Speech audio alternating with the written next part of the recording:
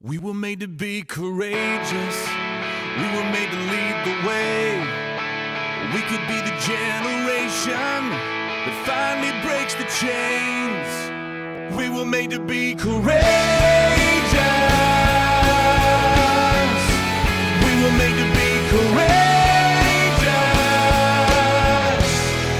We were warriors on the front lines, standing unafraid. But now we're watchers on the sidelines while our families slip away. Where are you, men of courage? You were made for so much more. Let the pounding of our hearts cry, we will serve the Lord. We were made to be courageous, and we're taking back the fight. We were made to be courageous, and it starts with us tonight. The only way we'll ever stand is on our knees with lifted hands. Make us courageous. Lord, make us courageous. This is our resolution, our answer to the call. We will love our wives and children. We refuse to let them fall. We will reignite the passion that we bury deep inside. May the watchers become warriors. Let the men of God arise. We were made to be courageous, and we're taking back the fight. We were made to be courageous, and it starts with us tonight. The only way we'll ever stand is on our knees with lifted hands. Make us courageous. Lord, make us courageous.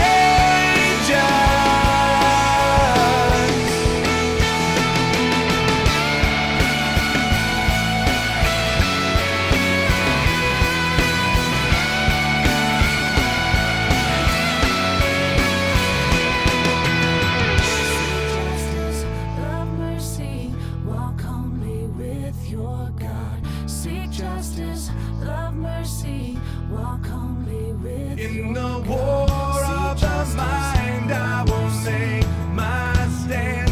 In the battle of the heart and the battle of the hand.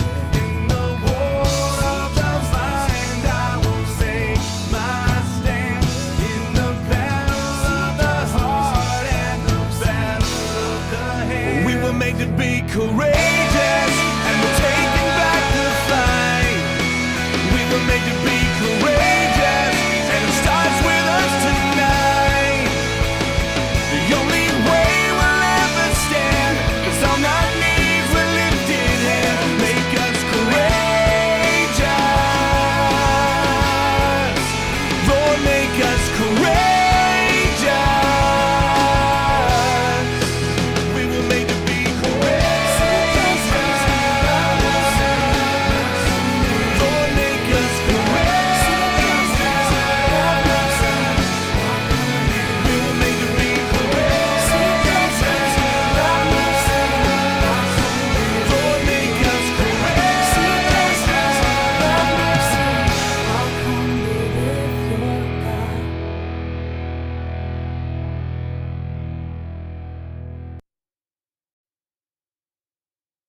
Hello, friends. Do you have a moment so that we may discuss our Lord and Savior Minarchy? No, seriously, I'm just kidding. Hi, my name's Rick Robinson. I am the general manager of KLRnradio.com. We are probably the largest independent podcast network that you've never heard of. We have a little bit of everything, and by that, what I mean to tell you is we have news, pop culture, special events, conspiratainment, true crime, mental health shows, drama productions, and pretty much everything in between. So if you're looking for a new podcast home to grab a little bit of everything that you love all in one place, come check us out. You can find us on X under @KLRnRadio. You can find us on our Rumble and our YouTube channels under the same names.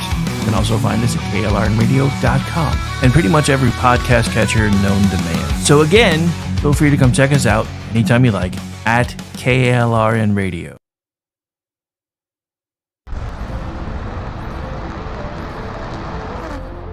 Are you ready to reach for the stars? Tune in to The Lost Wanderer, the #1 monthly podcast on good pods in astronomy. Join our host, Jeff, as he takes you on an interstellar adventure to explore the mysteries of space and the wonders of science.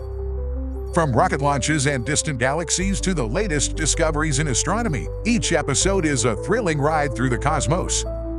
Don't just gaze at the stars, come explore the universe with us. Follow The Lost Wanderer wherever you get your podcasts, and let's discover the stars together.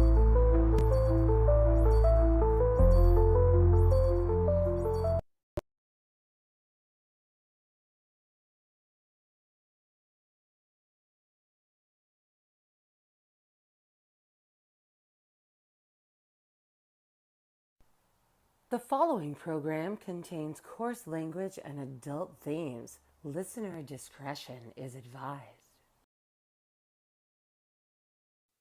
America's on the rails. What we're trying to change tonight.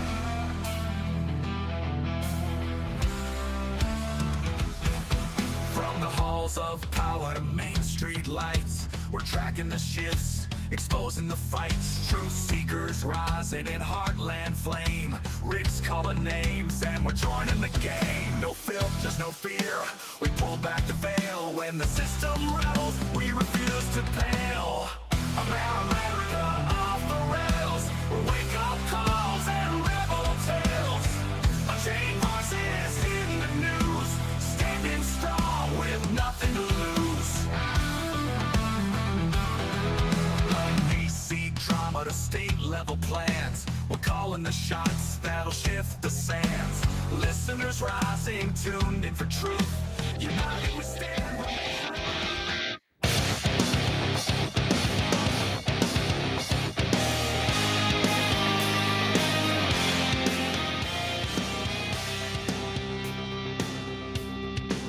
Just in case, I'm still running the disclaimer because it might be one of those nights. Anyway, welcome in. This is America Off the Rails. If you haven't noticed, things are a bit different around here. They've been different for a lot of conservative Christians since September 10th, 2025. A lot of us have let our faith take a back door to the work that we were trying to do until we watched somebody get gunned down for doing the exact opposite. So, things are changing around here at KLRN Radio. Not for everybody, because we are still a group that likes to welcome all comers. I've even hosted liberals on this channel before. They don't usually stay long, though. I don't really know why. Anyway, welcome in. It's America Off the Rails, and of course, America is completely going off the rails. In case you've been living under a rock, there were 2 shootings within about 14 hours of one another, and of course, the leftists, as always, are like, oh my God, it's all the guns' fault. And then, of course, now and I'm not going to get too far into these things, because as far as I'm concerned, we're still within the 24-hour mark. But for all the leftists that are like, oh my God, he had a Trump shirt on. So did Joe Walsh at one point at a time. Remember that guy? He was like ready to, if Trump doesn't win in 2016, I'm marching on Washington, D.C. with my musket. And now look at him. So look, just because dude had a Trump shirt on 5 years ago doesn't really mean anything. I don't know anything about the dude. I don't really care. It doesn't matter to me. Once they start picking up a gun, it doesn't matter to me what side they're on because they've lost the plot. Or what side you even think they're on. Because once you've gone that extreme, and I'm going to say this again, because we have this habit in this country of breaking everybody up into these 4 little quadrants because of all these political affiliation tests that you can take on places like Facebook and stuff now. And it breaks you up into 4 quadrants. Well, guess what? If they did it right, it would be a sphere, kind of like the Earth. Because if you go too far one way or the other, you wind up in the same place. So it kind of reminds me of an old Native American proverb. I don't really think it is one, but my granddad used to say this to me all the time, especially when he found out I was getting serious about politics. Right wing, left wing, same damn bird. And that's kind of where this comes from, because if you go too far one way or the other, you just wind up on the same side. So I'm saying, well, this guy was a Trump supporter, and this guy was, somebody that worked for, it doesn't matter anymore. Once they start shooting people, can we just agree that it's terrible? We can't do that, though. You know why we can't do that? Because when the Democrats had a chance to say, hey, what happened? Charlie Kirk was terrible and we denounce violence in America, especially political violence in any form, over almost 100 of them said no in one form or another. Now, these same people that are telling you that somehow it's your fault for the position, for the state of our country because of who you voted for, are now the same ones threatening to shut it all down if they don't get a $1.4 trillion check from the federal government. And the irony of all that is this. These same people who, anytime the Republicans are in the minority party, always agree to, well, let's just fund things the way they are, to see if the Republicans have the, shall we say, sack to go ahead and let the government shut down anyway. But they don't, because they know that it's going to be viewed unfavorably on them because of how the Democrats have been spinning it. This time, I don't think it's going to work the way the Democrats want, because two things are going to happen. One of two things is going to happen. They're either not going to back down and it's going to shut down, and then Donald Trump's going to go in with the Doge Brigade and the red pens and start sending, hundreds of thousands of pink slips out, because they've already said, hey, if the government closes, some of these people aren't being furloughed. They're going to be fired, which is good. It's great, because let me riddle me this, Batman. Since when and why does the United States federal government fund non-essential programs? What does that even mean? Because if it's not essential to the function of our government, shouldn't someone else or something else be handling it? Couldn't we save money by outsourcing those things to private sector companies and then not allowing them to go, oh, since this is the federal government, let's mark it up by 500%. Please and thank you. So look, I have no love lost for any of this. I think the fact that we keep having to fight ourselves off of these fiscal cliffs is retarded. I think the fact that the Republicans, every time they ever campaign, are like, if you vote for us, we're going to start doing the funding bills the way they're supposed to be, and we're going to start doing single item bills so everybody can read them and understand them. And then they don't. And then they wonder why everybody gets mad at them about halfway through and says, you know what? You keep not doing what you say you're going to do. The problem is this time, I don't think it's going to work that way in anywhere other than maybe New York City, because people everywhere else are finding out exactly how retarded the Democratic Party is. And I don't know if there's any way to save it at this point.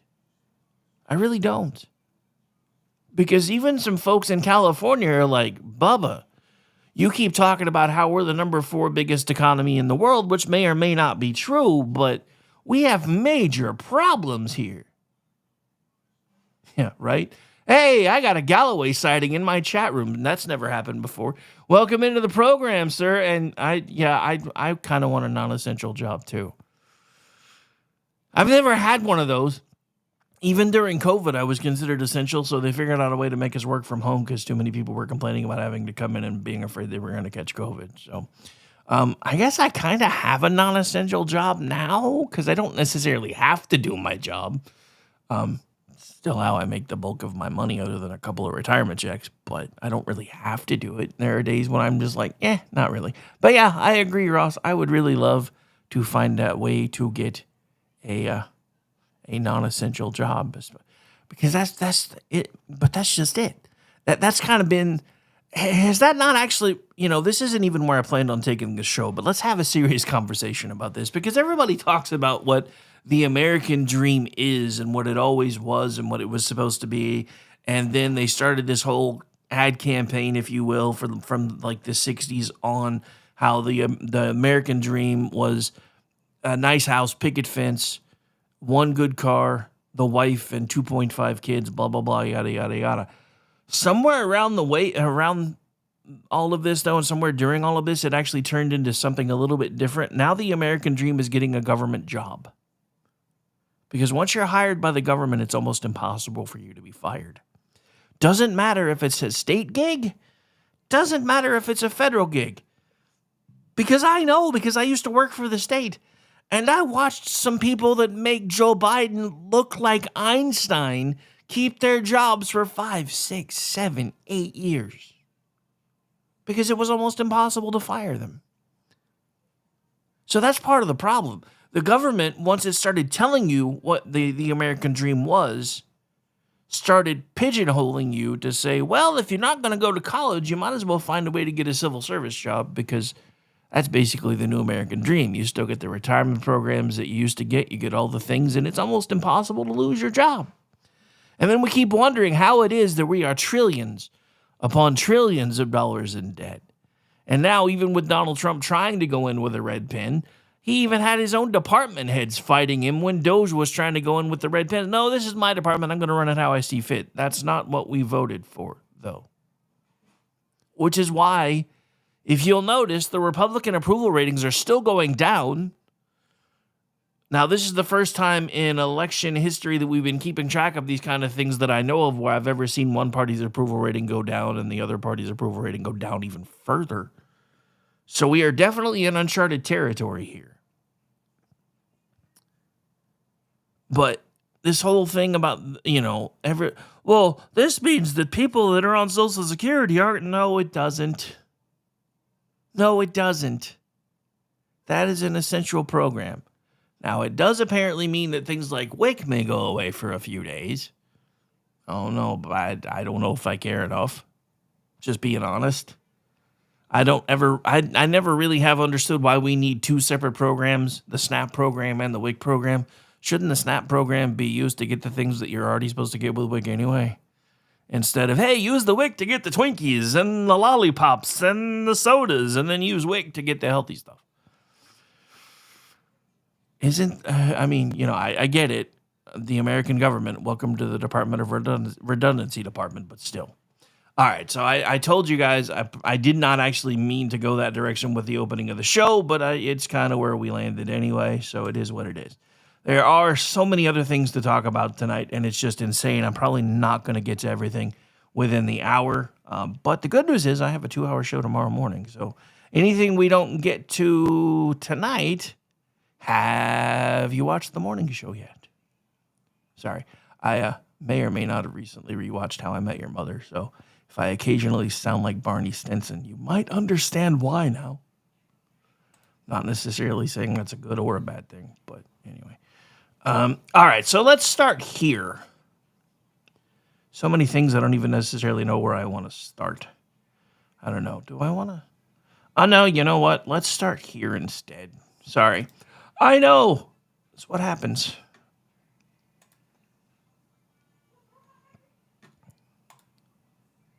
All right, so let's go here. Sorry, it's taking me a second to get it set up here. All right, so if you thought things in New York couldn't get any weirder, just give this a listen. It is election day. I'm on my way to vote. I don't know that I have ever been more excited to vote for anyone than I am to vote for Zoran Mamdani. I've got my button. I've got my Don't Rank Cuomo t-shirt that I have been hidden because I'm going to a polling site. Zoran 1, Brad 2, Adrian 3, Stringer 4, Michael Blake 5. And whatever you do, don't rank Cuomo. Vote for Jumaane, vote for Justin Brannan. We have a chance to make sure that our corrupt, sexual harassing, Trump donor-supported, disgraced former governor is not elected mayor of New York. And we have a chance, we're within the polling site now, we have a chance to elect Zoran to have fast free buses, to have rent-stabilized apartments with the rent frozen. We have subsidized grocery stores, and we have free child care from ages 6 months to 5 years. We have a guy who will stand up to Trump, and we will have a guy who creates a city for all of us. Make sure you vote today and don't rank Cuomo. Make sure you vote today and don't rank Cuomo. Look, I'm not a Cuomo fan. I don't even think he should have put himself back into the race, especially after everything we saw with him and the COVID patients in the nursing homes. But I do find it interesting that she starts talking about fast free buses and free childcare from 6 months to 5 years and subsidized grocery stores and all these things. How exactly are they planning on paying for all of these things? Because You have to understand something. The liberals, especially the raging leftist lunatic liberals, like to hijack words and use words that you understand as meaning one thing, but to them it means something completely different. Because when they say free, it's not free. The cost is spread out among all of the people of New York City, but it's not free. And when you start stacking more and more and more of those expenses onto them, I'm going to say the same thing that I said to Gene recently on his show Behind Enemy Lines, which we run here on Wednesday nights. I think it might be time to put a wall around New York. I know that was a John Carpenter movie, but I think it might be time to put a wall around New York because you guys are dangerously close to sliding into full-on communism. And I'm sorry, I know this is an unpopular opinion, but it's time that people start getting what they voted for. This is one of the things that I've been saying for the last week and a half. If the left was really afraid of how badly the CR and the fact that the Republicans want to come back in and work on getting things set up with actual appropriations bills this next cycle or whatever, if they were really afraid that it was going to do the harm to the country that it was going to do, they would let them do it. Because then you're giving the people exactly what they voted for and then proving to them that it doesn't work. And I'm sorry, as a parent, there are times when you have to look at people and say, if that's what you want, I can't stop you. But I can't help you anymore either. And that's just it. We have gone so far in the we're going to do this to protect you lane of things that people don't believe us anymore. There's an entire group of people that have grown up to think communism is the answer. If you don't believe me, just look at their social media postings. There's no other reason why Zoran Mondami would be ahead in New York City right now, other than there's an entire age demographic of people who think communism is the answer. That capitalism hasn't worked properly, and it's the only way to save America is to start full-on communism. Now, they're gonna start it slowly by going what they think a little socialist, but what they don't realize is Mondami is actually a full commie. They don't know it yet, but they will if he wins. But it might be too late. But at the same time, for those of us on the Republican side, all we have to do is say, look, all you got to do is look. We tried to tell you for months this was a terrible idea. The problem is, and this is why we've fought all this stuff so long and so hard, is because of the spider web that is the U.S. economy, along with everybody else's economies that have been tied together ever since World War II. If New York City crumbles, and there's a good chance that it may, it's likely going to take the rest of the world with it. Because it's the financial sector of the world. Whether anybody wants to admit it or not. So it's terrifying that somewhere like New York City is this close to electing a communist. And there are people that are okay with it. That should terrify every single one of you. And if you are still living in New York City, I implore you at this point, after you've cast your vote, you might want to figure out how to leave. And I don't say that lightly because I know how I would feel if somebody was starting to turn my state completely blue and I was having to try to figure out where I was going to go from there. I would want to stay and fight too. But there comes a time when you can't really fight anymore, and I think you guys might be there.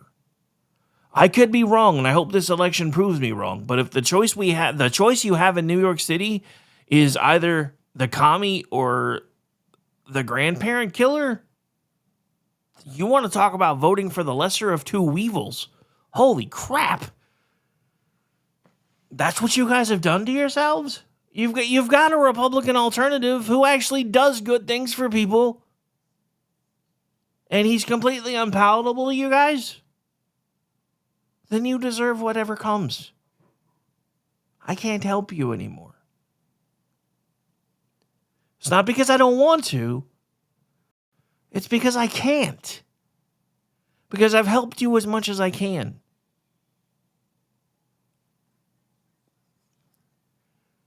I promise I'm not trying to be a jerk. But New York is kind of lost. All right, so whoops, hang on. So yeah, we got to talk about this too. Hang on.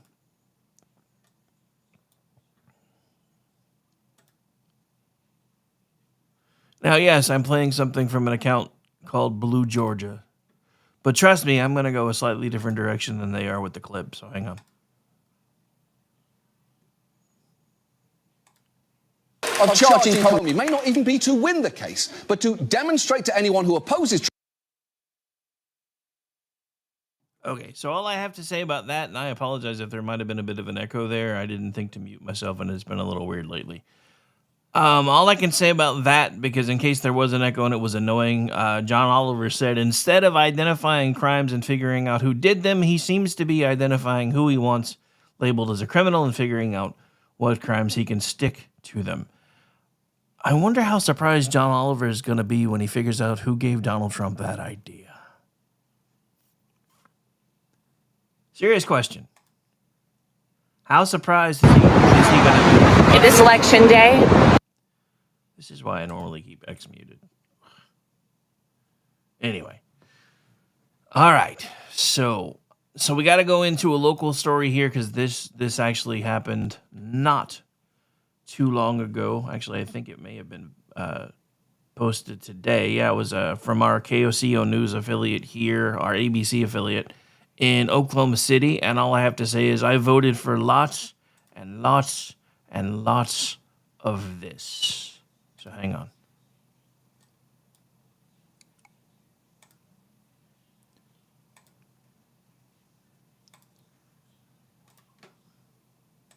Oklahoma Governor Kevin Stitt just told us 125 undocumented immigrants have been apprehended as part of Operation Guardian. The Oklahoma Highway Patrol teaming up with ICE targeting areas along I-40 in western Oklahoma. And the governor saying those taken into custody were from several countries, including India, Uzbekistan, China, Russia, Turkey, Ukraine, and other countries as well. Also saying that Oklahoma Highway Patrol found several licenses that drivers had received in, quote, sanctuary states, including this one. They sent us a pic. Take a look. It lists no name given, saying, quote, these individuals posed a public safety risk by operating an 80,000-pound commercial vehicle without proper verification. And the governor concluded his message with this quote, I want to thank our troopers and ICE officials for their hard work. This is about keeping Oklahomans safe. Oklahoma Governor Kevin Stitt just told us 125 undocumented immigrants have been apprehended as part of Operation Guardian. The Oklahoma Highway Patrol teaming up with ICE. All right, so I wanted to at least let the numbers run again because I realized I forgot to click back over and remute. Anyway, sorry. They've changed something with Restream and it's making things kind of a pain. But I will get it sorted out eventually. I think there's a setting I can change somewhere. I just got to find it. But yeah, so I voted for pretty much every single bit of that. Which, just saying, all of it. All of it. 125 in Oklahoma. One of the reddest states in the country, and we still managed to nab 125. I love the fact that there's the CDL picture there, no name given. No name given.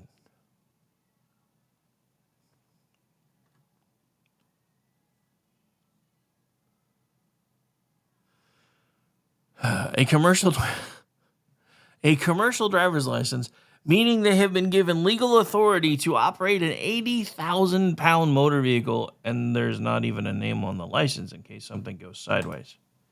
Does anybody else find that a little weird? Maybe it's just me. Maybe it's just me. All right, so let's take a quick spin around the headlines. We are about halfway through, so let's see what else we've got going on. We likely won't take the break tonight because there's too much to go through. Oh, man. Better not. So according to Town Hall, Amy Curtis, Dolly Parton has postponed her Vegas show, citing ongoing health concerns. Not another one.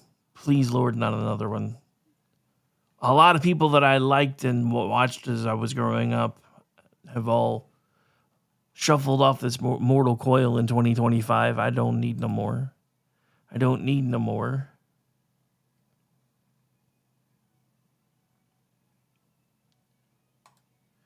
Oh, so we got to talk about this, right? So this came out the other day. I think it actually broke last night.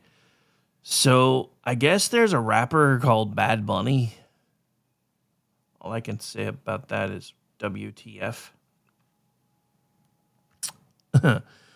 What? But so, yeah, apparently they are the headliner for the Super Bowl in February. So let's take a look. Puerto Rican musician Bad Bunny said in an interview that he did not include the United States in his 2025-2026 concert tour because of fear that U.S. Immigration and Customs Enforcement, otherwise known as ICE, would raid the concert venues. People from the U.S. could come here to see the shows. Latinos and Puerto Ricans of the United States could also travel here or to any part of the world, he told ID Magazine. But there was the issue that ICE could be outside my concert venue, and it's something that we are talking about and very concerned about.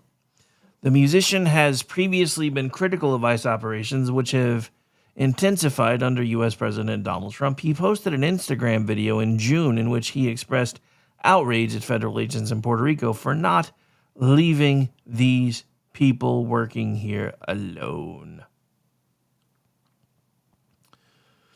And I don't really care because I don't know who he is. I don't care to know who he is. As a matter of fact, we are working on putting together a live stream for the halftime show. We're going to call it this So Much Cooler Than the Bad Bunny Halftime Show.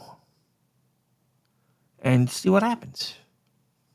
For reasons. Because I have no interest in watching that.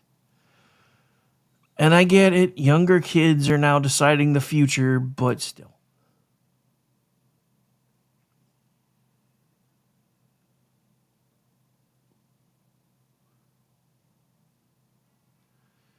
All right, anyway, sorry.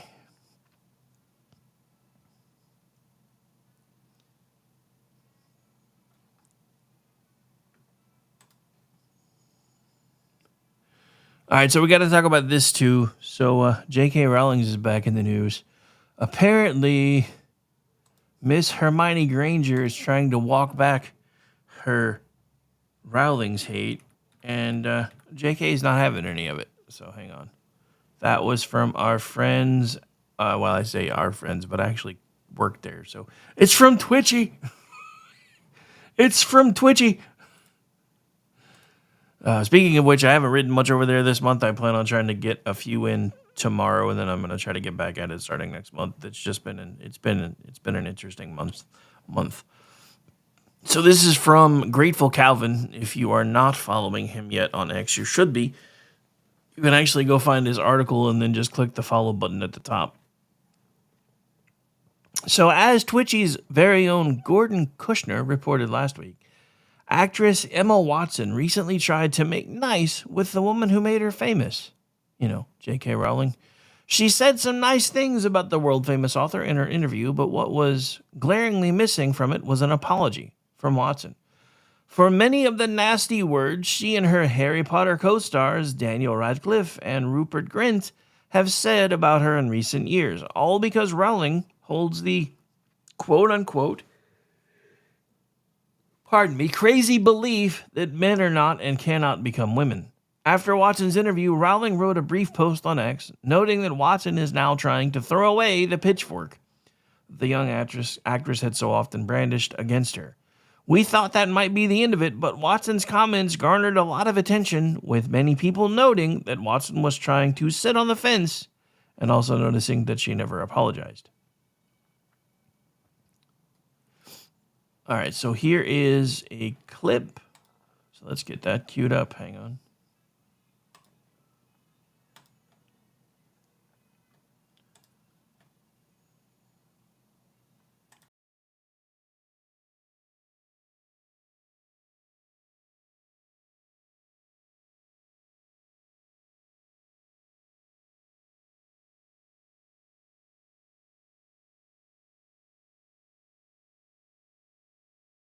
Well, I'd like to think so. And I think there are some other positive signs, too, that things are shifting.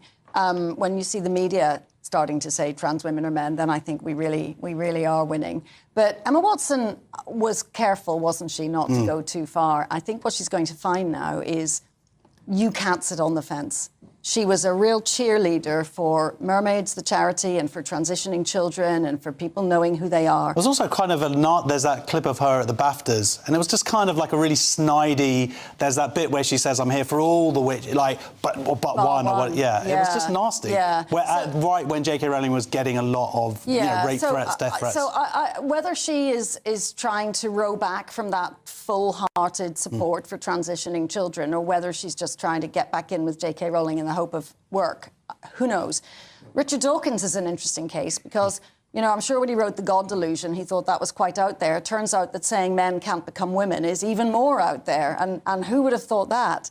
But he is someone whose career is so established that he's not at any risk.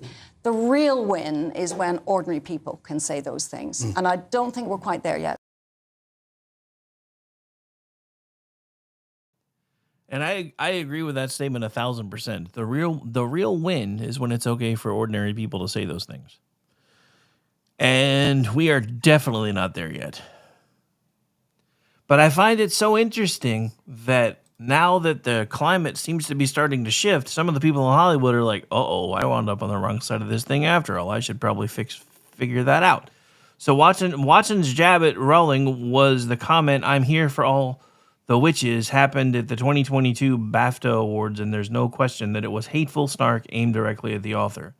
That comment definitely seemed to have rankled Rowling, so this morning she wrote a much longer and far more devastating post. She was responding to Watson specifically, but also to her co-stars Radcliffe and Grint. So here is, I'm not going to play the video clip again, but here is the longer post. I'm sure you guys have seen the other one. And so let's find out where we are here. I'm seeing quite a bit of comment about this, so I want to make a couple of points. I'm not owed eternal agreement from any actor who once played a character I created. That idea alone, the idea is as ludicrous as the checking with the boss I had when I was 21 for what opinions I should hold these days. Emma Watson and her co-stars have every right to embrace gender identity ideology. Such beliefs are legally protected, and I wouldn't want to see any of them threatened with loss of work or violence or death because of them. However, Emma and Dan in particular have both made it clear over the last few years that they think our former professional association gives them a particular right, nay obligation, to critique me and my views in public. Years after they finished acting in Potter, they continue to assume the role of de facto spokespeople for the world I created. When you've known people since they were 10 years old, it's hard to shake a certain protectiveness. Until quite recently, I hadn't managed to throw off the memory of children who needed to be gently coaxed through their dialogue in a big scary film studio. For the past few years, I've repeatedly declined invitations from journalists to comment on Emma specifically, most notably on the witch trials of J.K. Rowling. Ironically, I told the producers that I didn't want her to be hounded as the result of anything I said. The television presenter in the attached clip highlights Emma's all witches speech, and in truth, that was a turning point for me. But it had a postscript that hurt far more than the speech itself. Emma asked someone to pass on a handwritten note from her to me, which contained the single sentence, "I'm sorry for what you're going through. She has my phone number." This was back when the death, rape, and torture threats against me were at their peak, at a time when my personal security measures had to have been tightened considerably, and I was constantly worried for my family's safety. Emma had just publicly poured more petrol on the flames, yet thought a one-line expression of concern from her would reassure me of her fundamental sympathy and kindness. I gotta tell you, if that were me, that would have pissed me off even more. I would much rather, if you're going to talk shit to me, don't you, told you, I was running the disclaimer for a reason. If you're going to talk shit to me, don't come to me and be like, I'm sorry about everything that you're going through, especially if you're going to do it through either a text or a friggin' note, dude. Seriously, grow a pair. Especially since you think men can be women and women can be men. Go ahead and grow a pair. Like other people who've never experienced adult life uncushioned by wealth and fame, Emma has so little experience of real life, she's ignorant of how ignorant she is.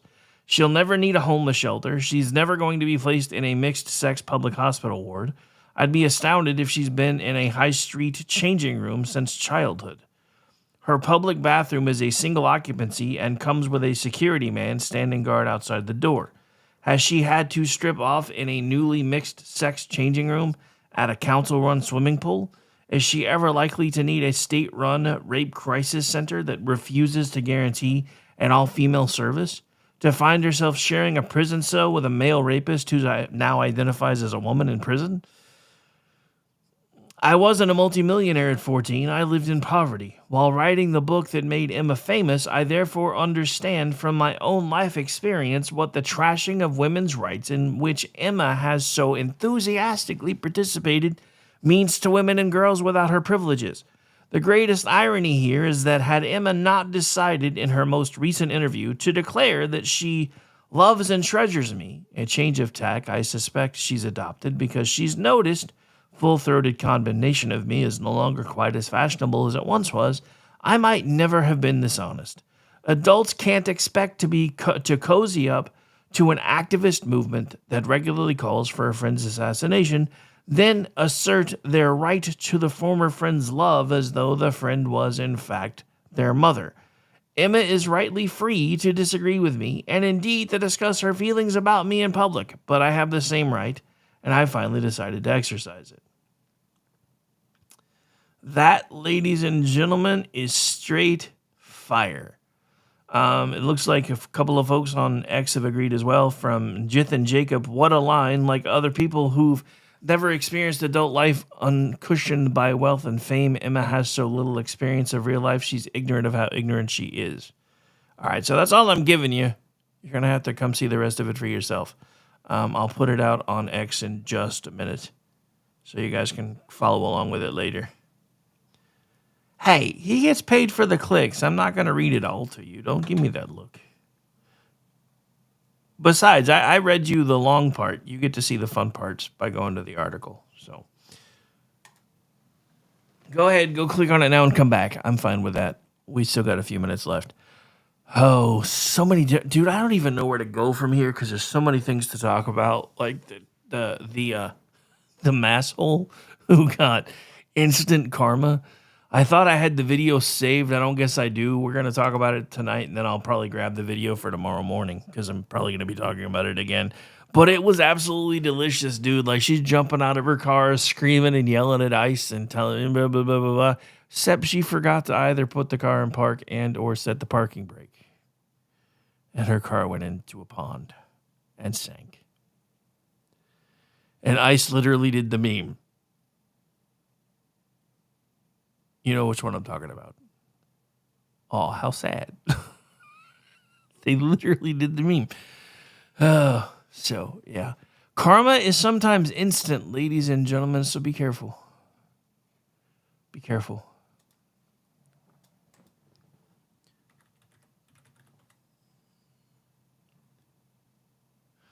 Oh, so we got to talk about this.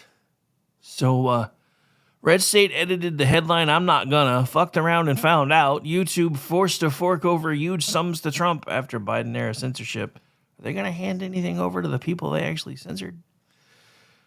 Anyway, so Donald Trump was already rich, but he just keeps getting richer thanks to the companies he's sued for censorship and libel. Let's remember Paramount Global settled for $16 million for CBS News deceptively editing Kamilama Hamasnik's interview.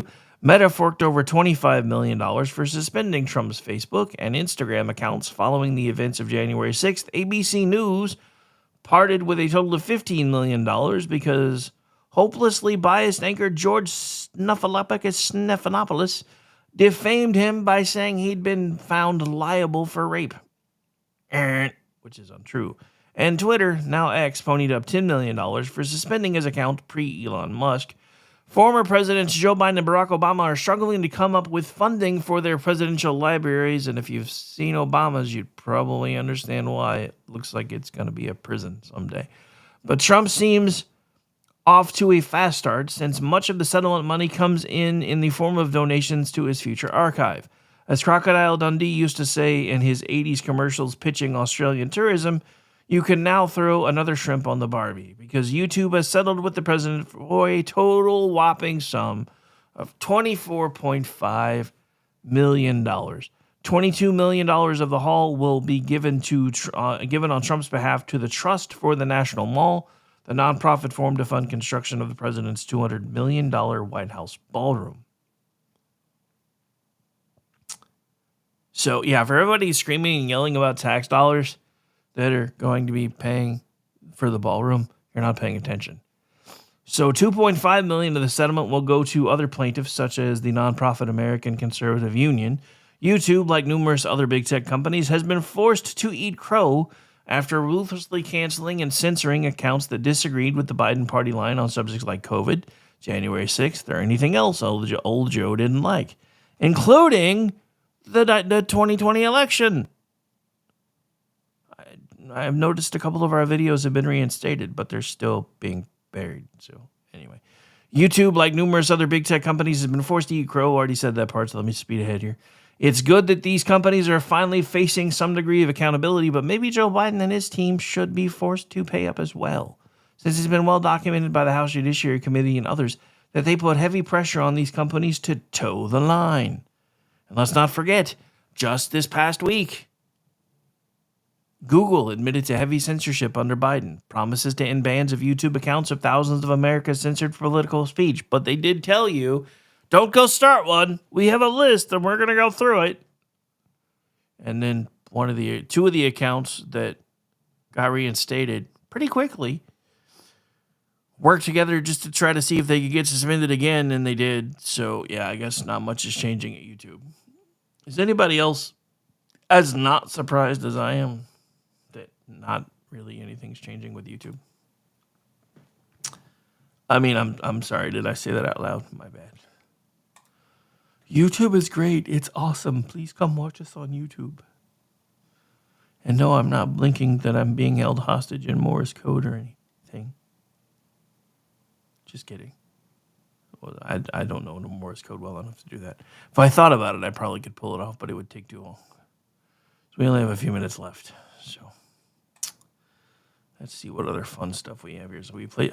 Oh. So in the We're Not Worthy file and the We Don't Deserve Them file, this was just put out first on. Not even black people want to vote for Donald Trump's True Social account, and then followed up on his X account. And give me just a second here.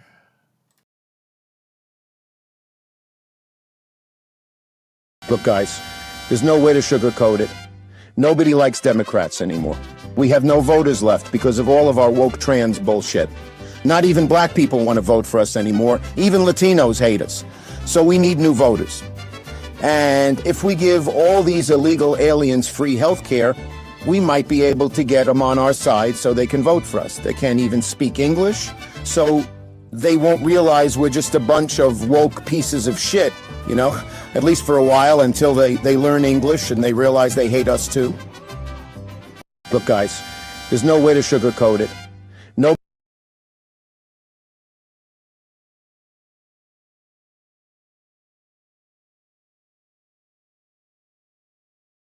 Sorry, I'm still getting used to that adjustment. So I will say this.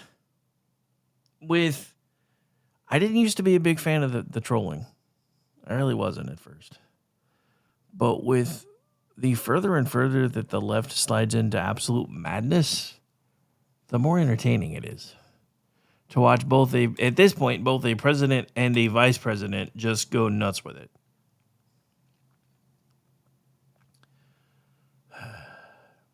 So we got to talk about this. I don't like the fact that we got to talk about this, but we got to talk about this. Have you guys heard about this yet? So a Des Moines school superintendent busted by ICE is also illegally registered to vote in Maryland. Dude's a school superintendent in Iowa, but he's registered to vote in Maryland. Now, I was reasonably assured that things like this don't happen. I'm so confused. This is, again, Amy Curtis over at Town Hall. Was writing for Twitchy for a time, has now moved on to Town Hall and is absolutely rocking it over there. So I do encourage you all to check out her work because she actually was our Grim Reaper for a time. She wrote a lot of the stuff we didn't want to, like for all the people that were passing. Because, yeah, not a fun thing to do, but she seemed to be good at it. So on Friday, Town Hall reported that ICE officials arrested Ian Andre Roberts, an illegal immigrant from Guyana. Roberts entered the country in 1999 on a student visa. In 2024, under the Biden administration, an immigrant judge issued a final order of removal. Instead of leaving the country, Roberts, who also had existing weapons possession charges from 2020. And he was a school what? Remained. When he was arrested, Roberts was also in possession of a loaded handgun, $3,000 in cash, and a fixed-blade hunting knife. So Roberts was made head of Iowa's largest school district effective September 1st, 2023. So there's more to the story too, though. Sources familiar with the law firm representing the Des Moines district believe Roberts is in serious trouble. You think? According to that report, Roberts' own immigration attorneys admitted he lied on his I-9 about his citizenship. He was in possession of a Maryland state ID, available to certain visa holders. His Social Security card was issued out of New York. But I was relatively and reasonably assured that illegal aliens can't get Social Security cards. This is the point I'm talking about. And this is what I keep trying to tell you guys. I understand to those of you that are still towing the line with the left, or maybe you're starting to creep your way over here, but you haven't quite made it yet. This is nothing but anecdotal evidence, Rick. You don't know what you're talking about. Dude, this is like a cockroach. When you turn on the light and see one, it means there's probably 150 or more hiding somewhere that you can't see yet. And if you don't take care of it now, when you come back in a couple of months and turn that light on, they're going to be singing Cinco de Mayo songs in your kitchen at 3 a.m. when you turn the light on. La cucaracha, la cucaracha. You left us here for way too long. Yes, I'm trying to be funny about it because otherwise I'm going to start yelling and I only have like 8 minutes left anyway. And I don't want to do that. Because I'll probably be yelly tomorrow. I don't really want to be yelly tonight. So this is from, it just keeps going and going and going. Democrats have spent countless hours telling us we didn't need legislation like the SAVE Act because it was already against the law for illegal immigrants to vote in our elections. They also tell us they are the so-called defenders of democracy as they do everything in their power to undermine election laws and give their party an unfair advantage at the polls. Chip Roy out of Texas wrote on X, don't believe Schumer illegals are voting past the SAVE Act and clean out our voter rolls. The same people that keep telling you that we don't need that and we don't need to turn over access to Medicaid and Medicare rolls because they can't be on those things are lying to you, because if they weren't on them, they wouldn't care whether or not we obtained them. This has been my point for so long. You know, as we get ready to wrap up the show, I just want to remind you it's time to start giving voters what they voted for. If the folks of New York City want Mamdani the commie, let them have him. Let them have him. And again, I'm going to say this. If the shutdown happens, and there's a good chance it might by midnight tomorrow night, and if it does, we may do a special report. I don't know. I haven't decided yet. But if it does, it'll be the Democrats' fault. The Republicans have put forward the same thing the Democrats have voted for the last 2 times there's been anywhere near a government shutdown. And now they're not willing to do it because Chucky Schumer is afraid that he is going to be primaried by the occasional cortex. That's not my problem. Don't you hang that albatross around our neck just because you can't control your more radical members. And for all of you idiot leftists who keep on screaming, you guys control the House, you guys control the Senate, we don't have enough to break cloture. We don't have 60 votes, which means we need help. And for those of you that are pissed off that we're here again and you're voting for Republicans, pay attention to why we're here again. We keep giving them slim majorities, and then we keep griping that they can't get anything done. I mean, if they could listen to those of us that are just done with it, especially after September the 10th, and just nuke the filibuster, get everything done that they need to get done, expand the court, pack it, pass all the things, and then put it back. If they lose the midterms, even if they lose the midterms, they have until January 6th. To put it back and then see if the Democrats are brave enough to try to take it away again. But in the wake of this pending shutdown, there are about 100,000 federal employees that are claiming they're going to be resigning tomorrow. I would love to see that happen. I don't believe that it will. But I guess we'll find out.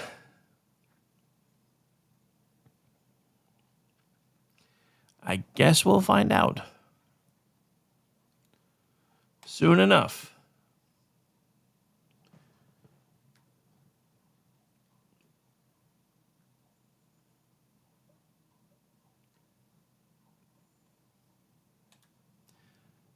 All right, we're about to get out of here because I do have to get things ready for Sean here in about, what are we at, about 2 minutes now? I guess we're closer to 3. So we're going to get out of here in just a second. I want to thank everybody for taking the time to hang out with us today. Thank you so much for that. My name is Rick Robinson. This has been my show. You're listening to America Off the Rails live on KLR Radio. We're going to have a slight musical interlude. Then we'll be back with Edge of Liberty here in just a couple minutes. Looks like we did pretty well tonight for a barely announced show. It looks like we got close to 200, so I'll take that. See you guys tomorrow morning.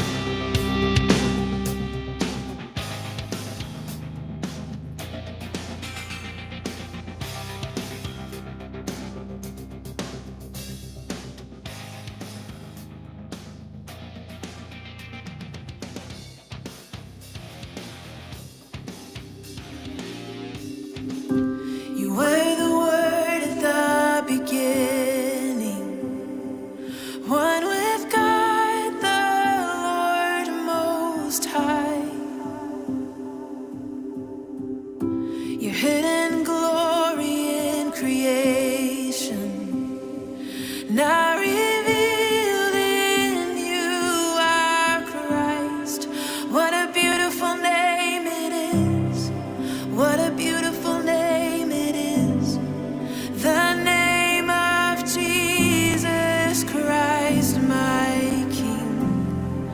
What a beautiful name it is. Nothing compares to this. What a beautiful name it is. The name of Jesus.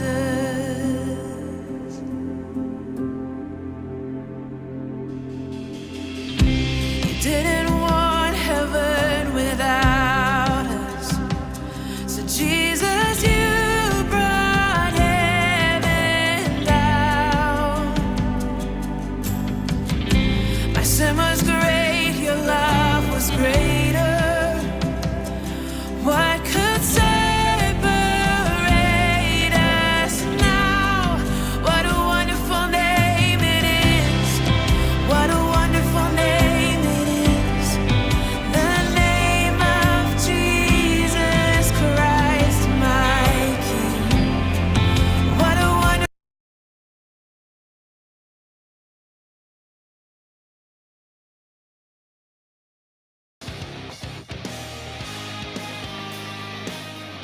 You son of a bitch! Sorry, I just realized Sean's not going live for another 22 minutes. So I guess we're filling time because I don't want to shut the feed down. Which is funny because I just realized there were a couple things I wanted to talk about that I hadn't gotten to yet. So we might not have that hard of a time filling the 20 minutes. Son of a... This is why I call him the Beantown Bastich. He knows when his start time is. Half the time he starts early on me, and then the one time he doesn't tell me he's starting later than usual. He could have at least popped in and been like, hey, I'm starting later than I normally do. Hope you don't mind. But didn't.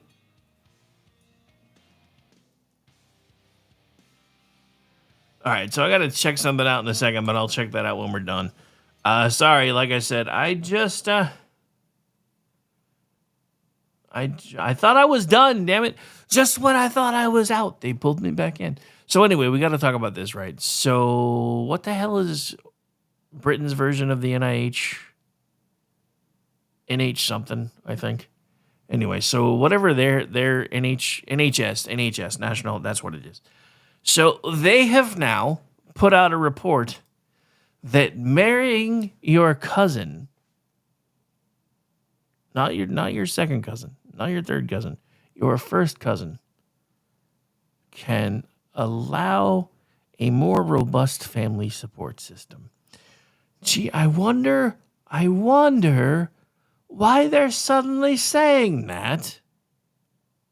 Could it be that the Islamic goat humping cousin fuckers are mad because they're not allowed to do that in Great Britain, or they weren't until now. So anytime you see anybody from across the pond talking trash to you, all you have to do now is this. Shut your fucking face, cousin fucker. Sorry, I almost said brother fucker because I've been singing that about the other one for forever. So I guess Michigan has the brother fucker and Great Britain has the cousin fuckers now. Stop the world, Ma. I want to get off. Stop the world, Ma. I want to get off. Because reasons. Anyway. All right, so let's see what other trouble we can get into real quick since I've got a few minutes to kill. I know I've got a couple other things that I had bookmarked. I just got to find them because I was winding everything down, man. I thought we were done. Oh,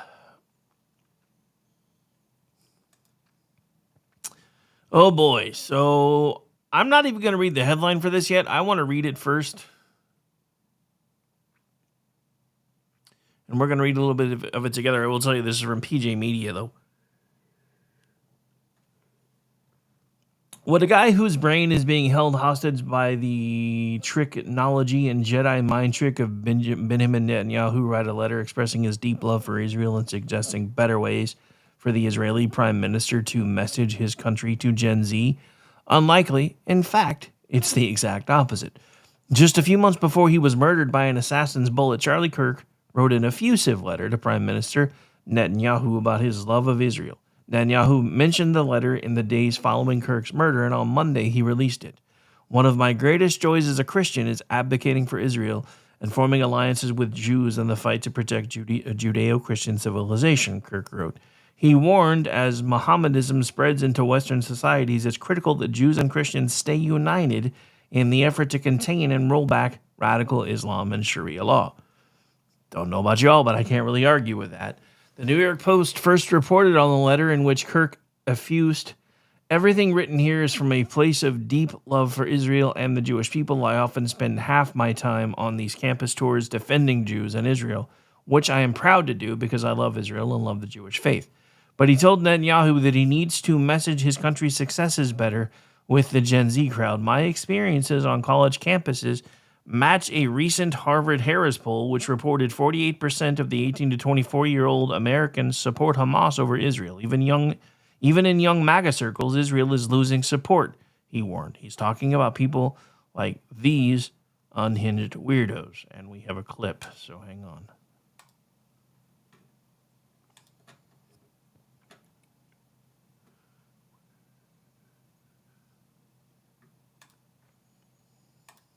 No, Sam, that's not how we do it. Let me show you how we take care of the creature.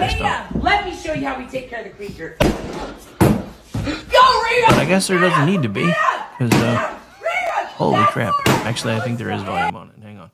I think it's me being the problem again. I would fire my producer, but my producer is me, and I am he, and that would make all kinds of things just go terribly wrong. So hang on. Support for, and apparently wait, did he start anyway? I'm gonna kill him if he started anyway. You bastard. All right, other issues. We're preempting our programming to go over there. So he should not have possessed the weapon that he possessed, I believe. I'm pretty sure that's how Michigan rules with their laws. So that's out of the way. In recent years, and I guess more recently in the last few months, he was speaking to a city council candidate and expressed explicit hostility towards Mormonism, calling the church members antichrists, and criticized their practices, I should say. According to the FBI, they're looking at this as a targeted act of violence, not a terror attack, because that involves politics. This is horrific, horrible, disgusting, terrible, should never have happened. But this was not a terror attack. This was not a politically based attack. I've seen a lot of people use the word online. Oh, he's a MAGA terrorist. He's a MAGA terrorist. And I'm like, well, Are you going to start looking into the politics of every single workplace violence incident, domestic violence incident, road rage incident? No. This was, however disturbed he obviously was mentally, that's what led to this. And it's just tragic, and it should never happen. No one should be taking anybody else's life. That's a default setting. There's no ifs, ands, or buts about it. I said it on the assassination of Charlie Kirk. I've said it with numerous assassinations and numerous murders and everything else, is that it was, there's just no place in society. And I know, like, a lot of people saying he had PTSD, like the guy at the American Seafood Company, it looks like probably had PTSD as well. And yes, two things can be true. It's unbelievably tragic how we've treated our veterans and that they're not getting the help they need. And I can absolutely condemn them for the actions that they take. There's no excuse. There's no anything to get around it. Anytime, and look, there should be a broader conversation about mental health once again coming to the forefront.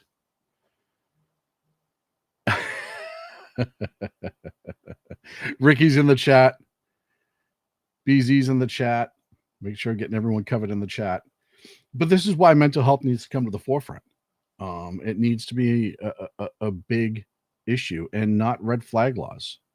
Look, there was already a law in place. If this guy was a felon, and I'm pretty sure Michigan's a state where you can't have a firearm if you've been convicted of a felony, red flag laws wouldn't have stopped that. He would have got the weapon. He also had IEDs that was being used in the attack.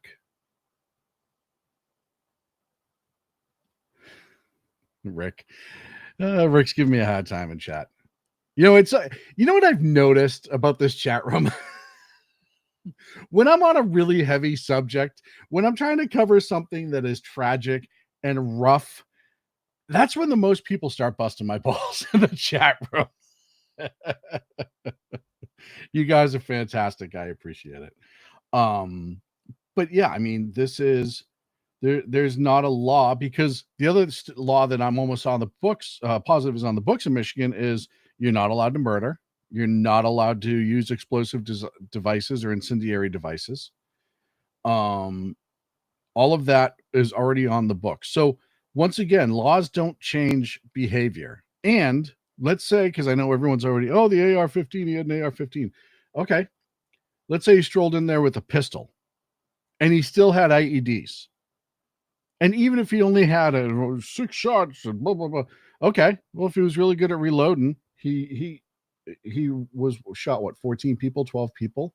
He still could have accomplished that with any weapon and the IEDs. If the IEDs were successful, it could have been a lot worse. It's tragic. It's horrible. It is something that should never happen. That's the end of story as far as the discussion as to how and why. Is my sound off tonight? Everyone in the chat room saying, let me check my settings. I'll go through and double check them. Microphone set right. Hold on. Speakers are set right. Working. Let me try that. I'll try to make some adjustments. Is that not working better now? Chat room, let me know. I apologize. All my settings were jacked apparently, and I'm trying to fix them as we speak. So, you know, it's one of those things. The response for everybody, and I was on X yesterday, and somebody posted, and I found out what happened afterwards, but a picture of the truck originally. You guys are all assholes in the chat room. For the people listening to the podcast, everyone in the chat room's telling me they can't hear me. So I'm sitting here trying to mess away because the munchkin was here. And obviously was meandering around, messing around. And these assholes in the chat room are telling me they can't hear me.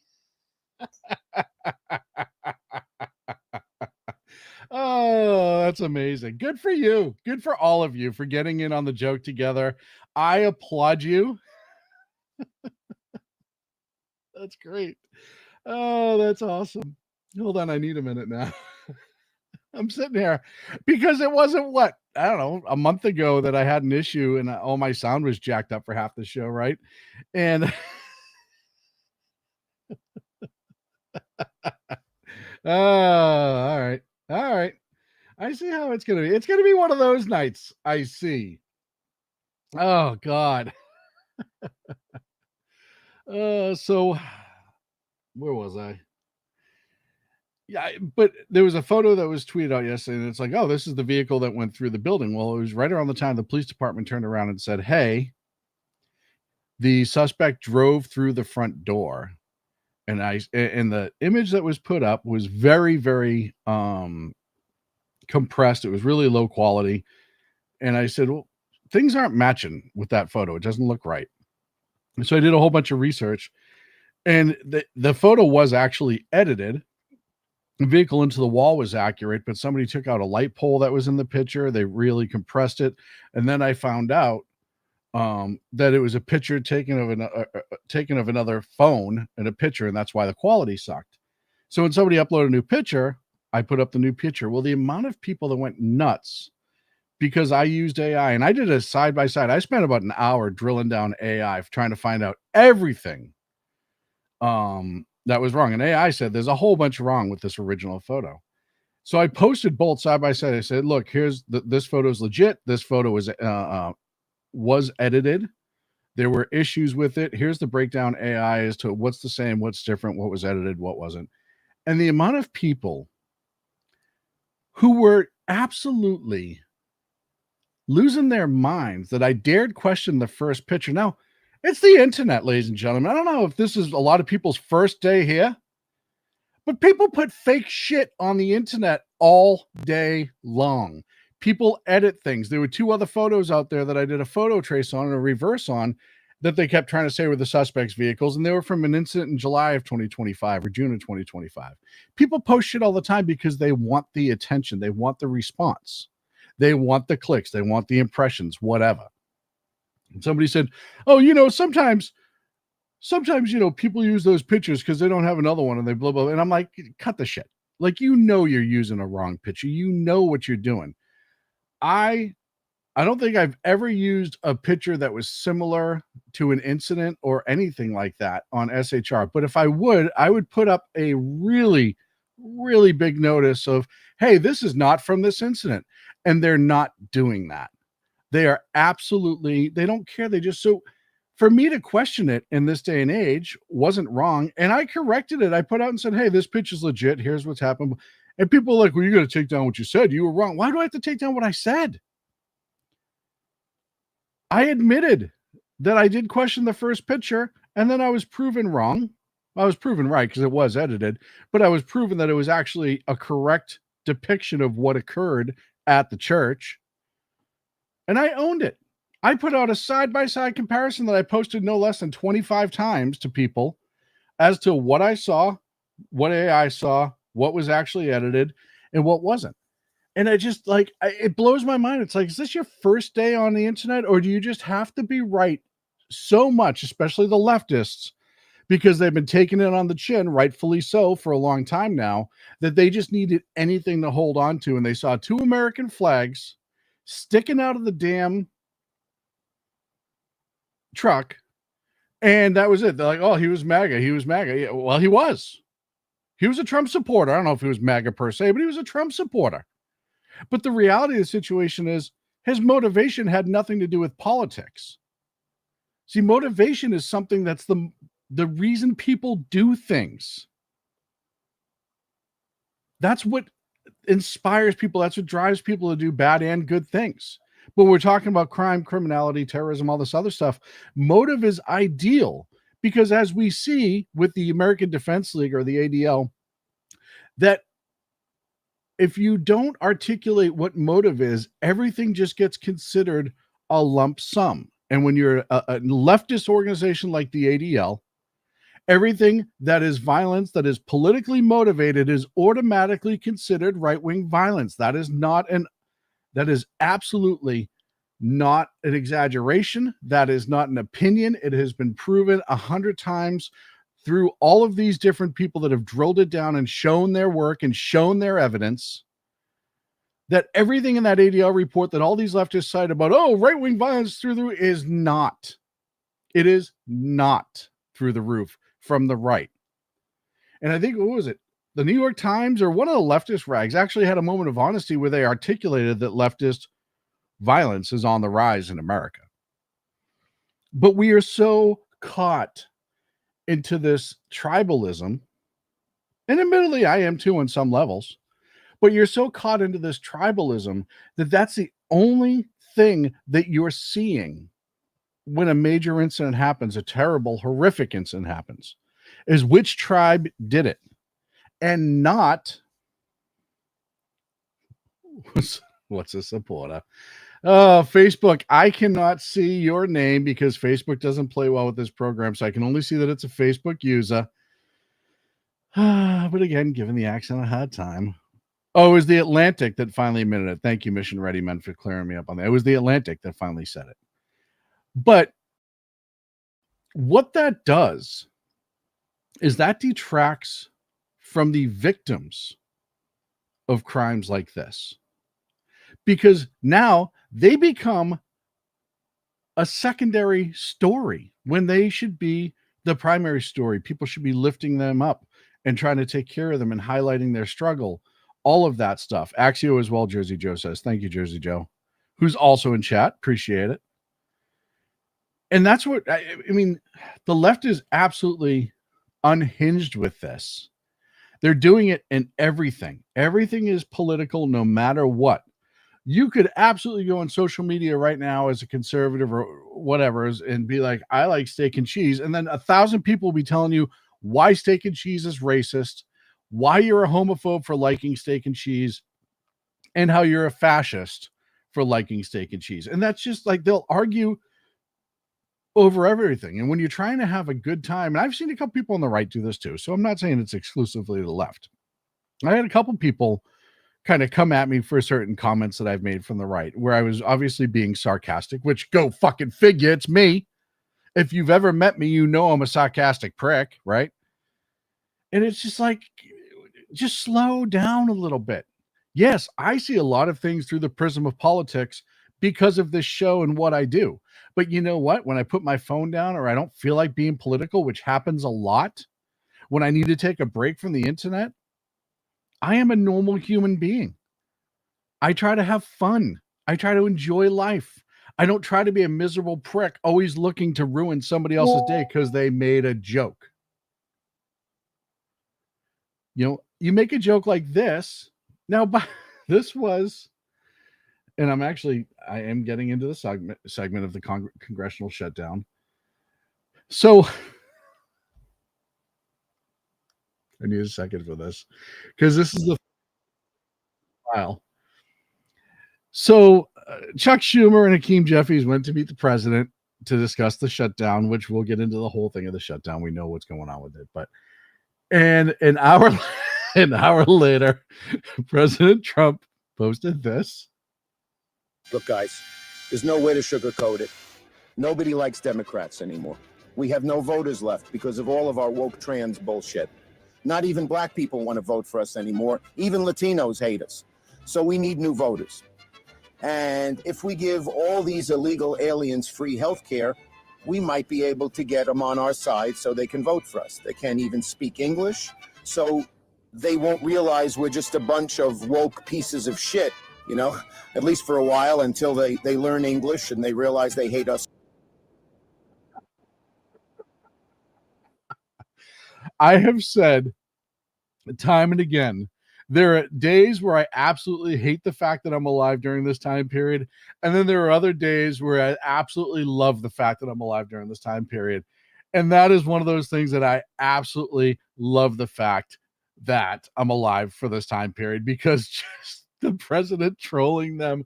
And the best part is, maybe you didn't pick up on it, but Hakeem Jeffries is obviously dressed like a Mexican with the big old mustache and the sombrero.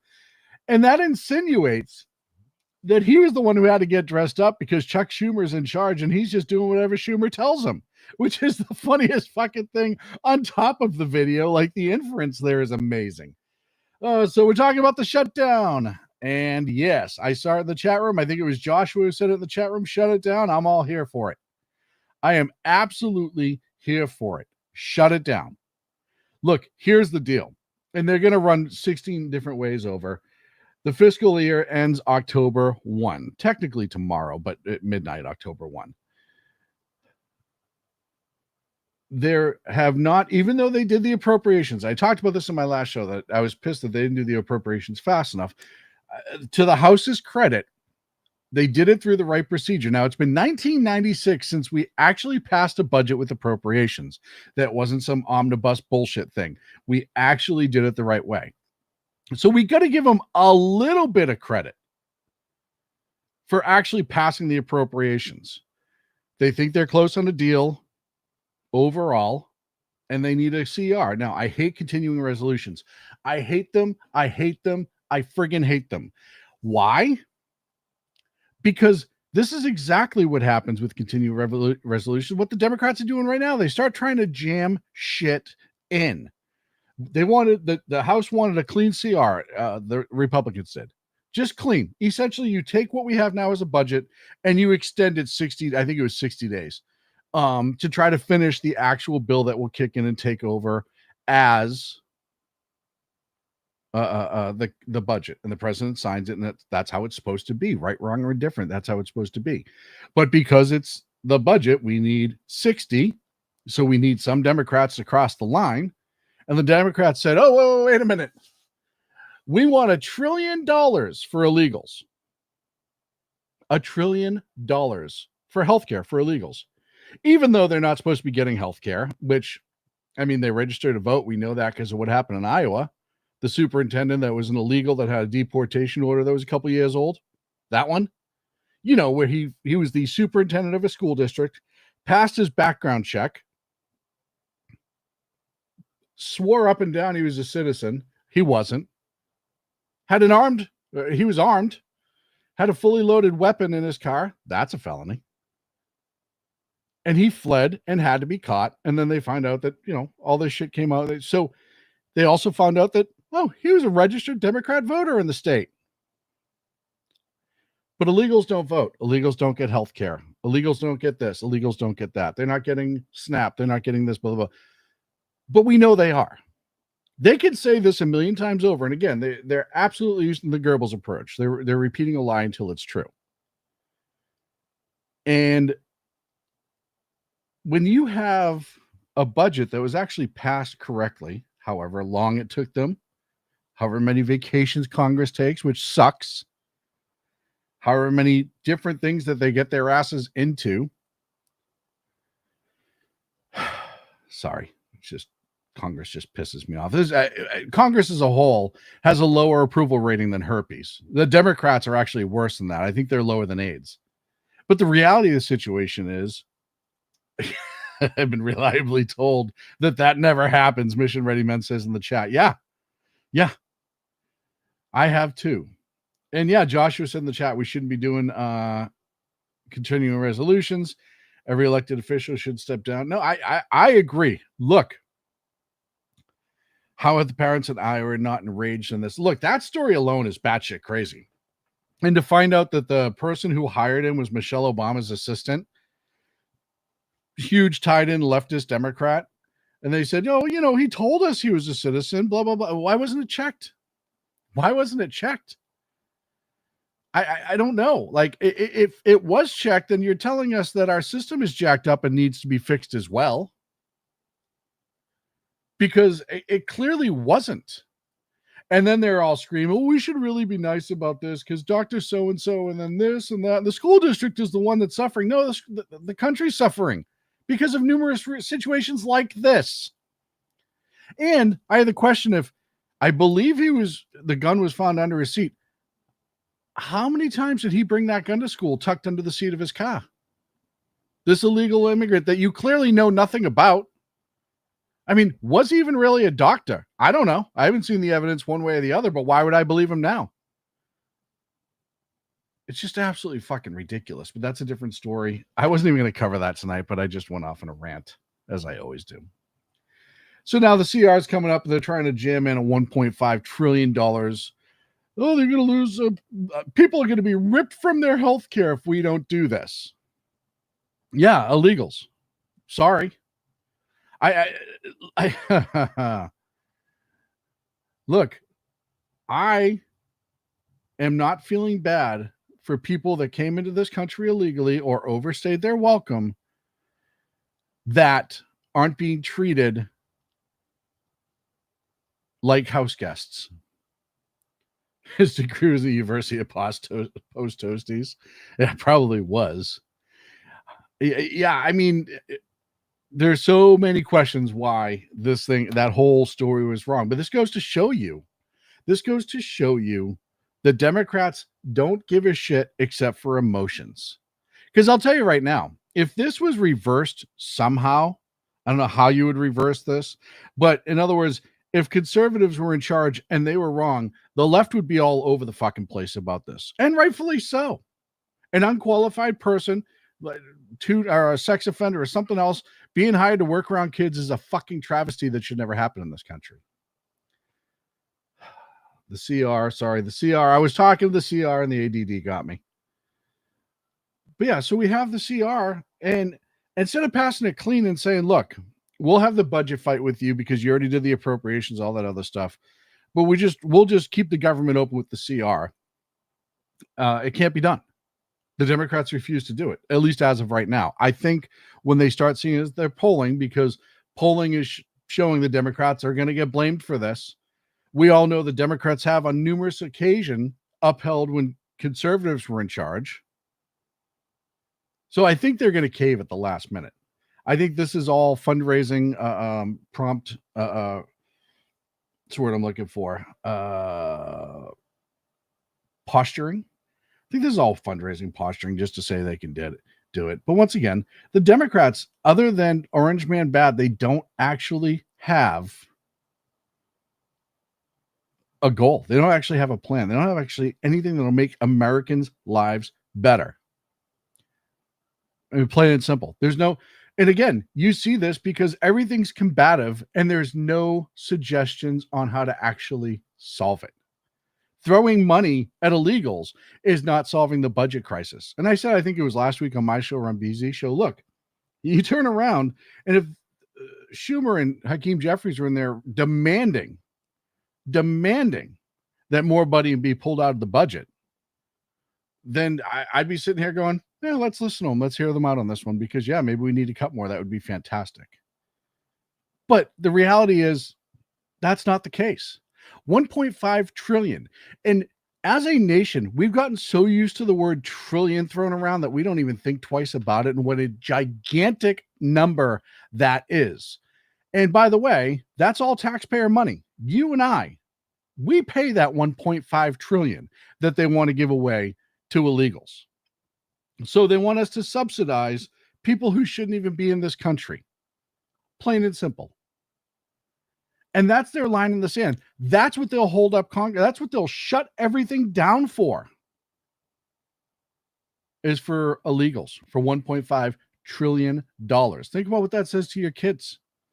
If they pass this, screw you, screw your budgets, screw your future. The economy's already in the shitter, so we might as well keep going.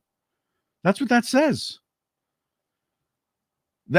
And the fact that they will shut it down, and just for the CR, we're not even in the actual budget fight yet, per se.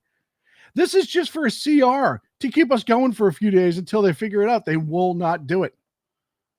They will not do it. And they're going to, like I said, I think they're going to cave at the last minute.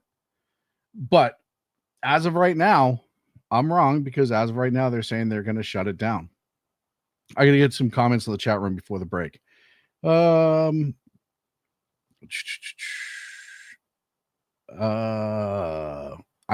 scrolled up to a comment about box of condoms, so we're going to skip that one. I hope they can fire a ton of federal employees. Look, yeah, I mean, one of the things Rick Robbins said in the chat room is that if they shut it down, you can find a whole bunch of non-essential employees, essentially. Yeah, this will expose a whole bunch of people that aren't really needed in our government. And what's it, 100,000 automatically quit in October 1st anyhow because they took the layoff that was offered a couple months ago by the federal government. So we're already losing 100,000, but this will tell us what else is not hanging around that we don't need. Let's see. Trump played Schumer. Jersey Joe says, where is it? Here it is. Trump played Schumer and Democrats into the corner, then the shutdown of Trump gets to fire a large amount of workers. They piss off their base. 100%. 100%. The Democrats, they want all their money back. Joshua's right in the chat room. They want all their money back. They want to raise the debt ceiling. They want to keep throwing as much money as they can. They don't give a shit about taxpayers. They don't care how much it's going to cost you, your kids, none of that. They just want to be able to spend more and fund all of their little fucking pet projects. And I'm sick and tired of it. I agree with everybody in the chat room who's saying, shut it down. I agree with you. Shut it down. We'll be right back.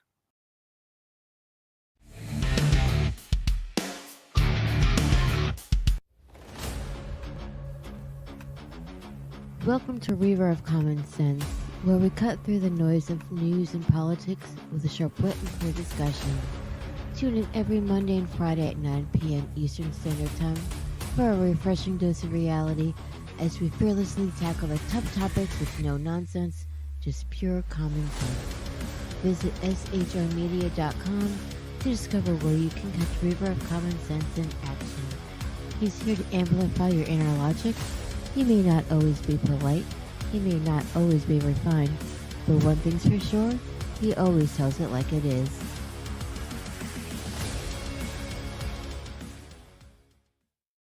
Come listen to BZ's Berzerk Bobcat Saloon radio show. Live on select and exclusive Tuesday and Thursday nights at 11 p.m. Eastern, 10 p.m. Central, and 8 p.m. Pacific on the SHR Media Rumble channel, SHR Media YouTube channel, X, Twitch, Spreaker, and wherever great conservative podcasts are found. BZ, your conservative Sherpa, guides you through the maelstrom of Democrat, leftist, and globalist lies, chaos, deceit, and betrayal. Raised as a free-range child with dirt, stains, mud, and freedom, BZ broadcasts from North Idaho, comfortably surrounded by actual normal people.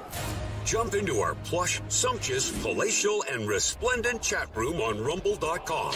Click on live chat to join. Now, with 37% more umbrage and 19% more bulbosity than previous shows, featuring delicious Liberty additives for the best in late-night conservatarian talk radio. BZ reminds you that with great beard comes great responsibility. No chinchillas were harmed, embarrassed, fat-shamed, or the focus of any sarcasm whatsoever in the making of this ad.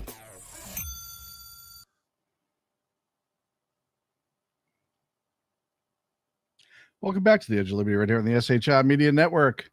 My other music wasn't playing for some reason. That's really bizarre, but it doesn't matter because we're back. I do know who my Facebook supporter was. I'll have words with them later. Speaking of weirdos, and he is, let's talk about what's going on in the UK right now because, man, I'll tell you, if they had any power over me whatsoever, and I mean any power, like say if I was Canadian or something, I'd be really weirded out by this.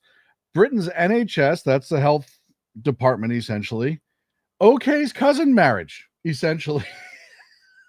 Reports confirm the UK National Health Service has issued guidance urging sensitivity, effectively normalizing cousin marriaging in certain communities, framed as cultural respect but functionally undermines medical advice. The shift the NHS role from public health protection to cultural accommodations. Now, the fact that this is even a discussion is fucking beyond me. Britain is, as Joshua said in the chat, Britain's gone. I don't know how to tell everybody this, and I know a lot of us already kind of know this, but Britain's done. They're done unless they can 180 in the next year, and I mean hard, and really start just bouncing people out and putting that ship right again. It's done. When you're okaying cousins to marry and reproduce, which is the point of it, They said something to the effect of like, it's good for the country. Then what you're doing is saying all of these people that are coming from these third world countries who already sleep with their cousins, we have to make sure we bow down to them and make them feel welcome by telling them it's okay to do it here in the UK as well. Between that and digital ID in the UK, it's done. And I feel bad for the good people that live over there. And there are some good people that live over there. But it's to the point now where the banjos are now coming from the UK. It's to the point now where I don't see a logical way it's going to come back. And look, the digital ID thing. Hold on, I'm listening for something there. There we go. The digital ID thing's fucking scary. But I was thinking about it tonight. I made this post on X. I said, you know, everything you have is already a digital ID, right? Your phone, you have your social security number, your driver's license. Like, everybody knows that you can be identified. They're saying, oh, it's for work. It's for work. They already have things in place to keep you like we're supposed to in this country. But that doesn't really make the digital ID is going to work, because it can be hacked like everything else.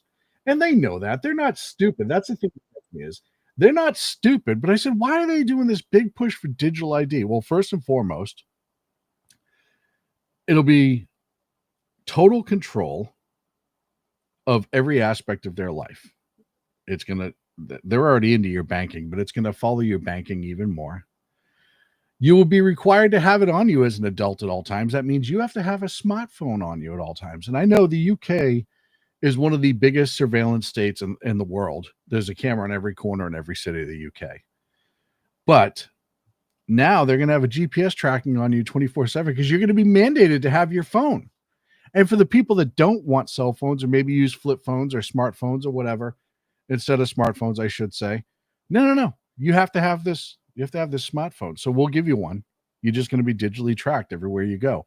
What they're going to see you using, because as we know with apps, and yeah, every government can see what you're doing on your phone, whether we want to admit it or not. That's just a reality, but to a point. But they give you an app, or you download this government app that you're mandated to have, and it's all of a sudden going to start you have to okay all the permissions on it.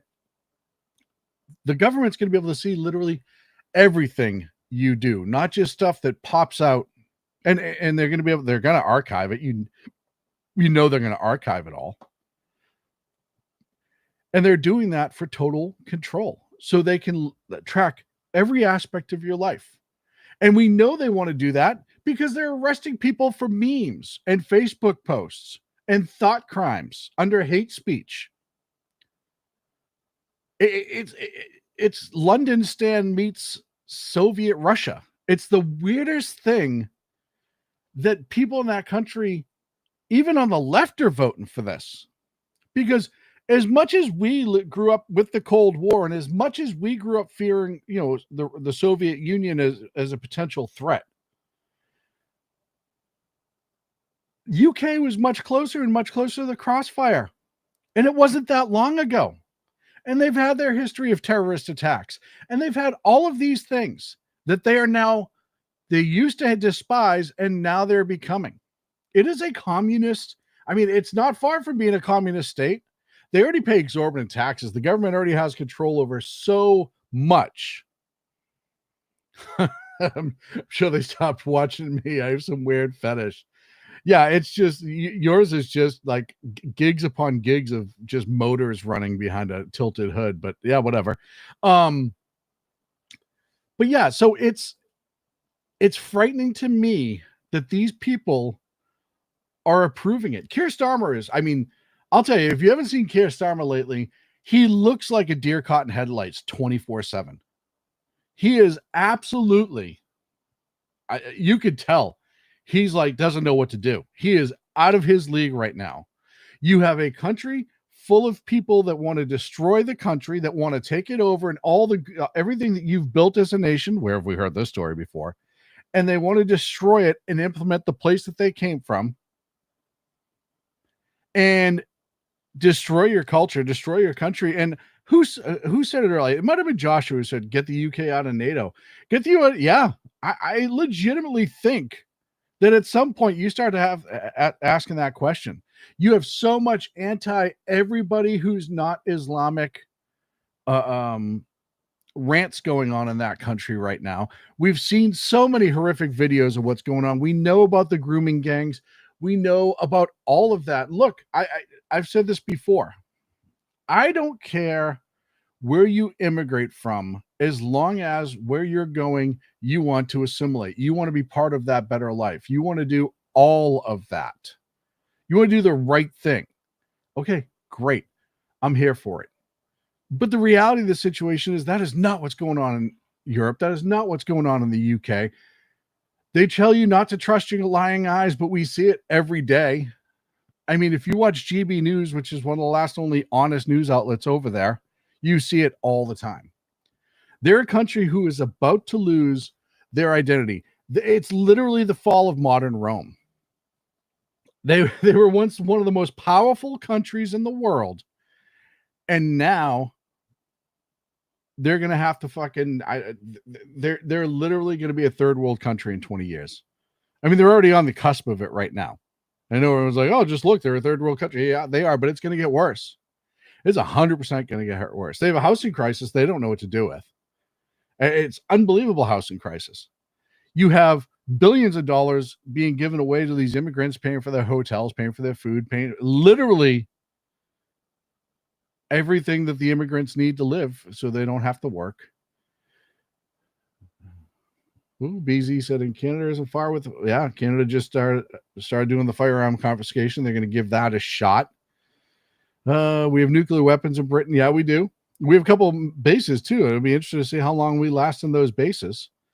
Let's see in the chat room and just read through some of the comments. Canada Heavy Hall says they can't totally ban them. 80% of our population hunts to survive. And yeah, I mean, Kyle, you and I both know that as true as that probably is, that 80% of your nation hunts for food and survival. You're acting like that government gives a shit right now. I mean, you guys are already, what, 40% of the population surviving on food banks? They don't care. They're just running down the same route that Britain is. Look, we were saying years ago Britain wouldn't do shit like this, and here we are. And I know you're in a protected province. You're much better off than all the other provinces. And I could see your province losing their shit and be like, all right, fine, we're done being in Canada then. But don't think that government that's sitting there, the Connie government, the Trudeau government, don't think that they wouldn't do that. I mean, just look at Britain. Look at Australia. Australia's a lot worse off than people realize too. You know, we have our friend Jack who lives down there, and I follow a couple of news sources down there directly. Australia's not doing well either, but they're nowhere. Britain is sprinting to the bottom of the barrel right now. Breakneck speed. You can't, if you stop them right now, I don't know how. I don't know how. I don't have an answer to that question. Britain is the second Muslim country with a nuke. Yeah, behind Pakistan, it will be.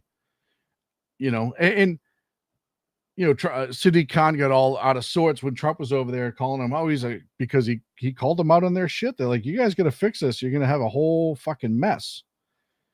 And Sadiq Khan, oh, he's an Islamophobe. He's this, he's that. And then you turn around and there's a video of Sadiq Khan recently at a city council meeting or whatever they call it over there. But I don't even know. The bibbly boobly meeting, whatever. They use weird words for everything. Shitting all over the woman who was trying to get him to answer questions, who's a MP or a local MP or whatever, treating her like total shit because he won't answer a direct question to her, and he's clearly treating her like an asshole. And it's like, oh, who's the sexist? She's trying to ask you a question, you won't even give an honest answer to her. Who's the sexist? It's a problem, man. I mean, this is a huge problem.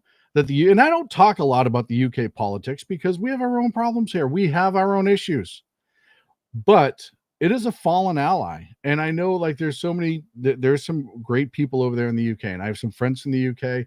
I have some friends who are still over in the UK, and they tell me how it really is over there. And it's not nearly as bad as, what we hear over here isn't nearly as bad as it actually is inside the UK. The UK is a dumpster fire right now that has a pretty painting on the outside. Like, it is a hot fucking mess. But the problem is, you've allowed all of these small boats to just show up full of people. You just started giving the house away. You started giving everything away left and right, non-stop. Why do you think we're so angry right now about the immigration of this country and what was given away, and why we don't want to fund this government going forward until they figure it out? Because we don't want to become like the UK. And again, Sean, that sounds really racist against brown people and black people coming from blah, blah. No. Anybody who wants to go there the right way, and you see them. If you watch videos from the protest, what was it, 2 weeks ago, where they had, 100,000 Britons marched for sanity is what I call it, the March for Sanity. You had all paint jobs in the world in that march saying, hey, our country needs to be restored. Our heritage needs to be restored. We can't give the house away because we work to build this too. This is where my family's been for generations. I don't want this shit happening. I had to come here the right way. You want to see, if we didn't elect Trump, the path we would have been on in less than 10 years, 5 years? Look at the UK. And we're already dealing with it. I mean, you still don't add 10 million illegals into this country and not have to deal with the outcome for that. Yeah, the young Brits. You know, Joshua just said this, and I was reading a study last week that said it really is a majority of the young, uneducated Brits who did not grow up during the Cold War, who were told that communism was great. It was just implemented wrong, no matter how many millions of people that it killed. They're the ones who are all for it. They're the ones who are electing these bozos. And then once the bozos get into power, they're going to do bozo things, right? I mean, you let an 11-year-old at your sound system, and your sound system's going to be jacked up because they don't know what they're doing. That's what they're doing around this country. They're trying to pacify, and you see it in France, and you've seen it in other places. Like I said, I think it's Sweden.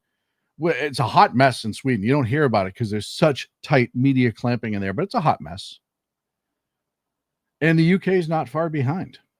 And what's unbelievable is the UK used to be a great place. I wouldn't go travel right now. If you gave me a trip to Britain, I don't think I'd go right now. I just don't. Same reason why I don't go running around in Mexico right now. Same reason why I don't go to Bogota, Colombia right now. Same reason why I don't go to Somalia or Iraq. There's problems there. There are people getting stabbed there left and right, pickpocketers, attacks. You look, I mean, how many videos have I seen on the train there where a group of invaders, if you want to call them, are ganging up on women, on children, on individuals. And it's just not where we need to be. And this isn't hyperbole. This isn't because I don't like how certain people look. This is a reality. That's a reality that needs to be dealt with. And the UK, sorry, man, you ain't dealing with it. And I don't think you can deal with it. Hold on one second.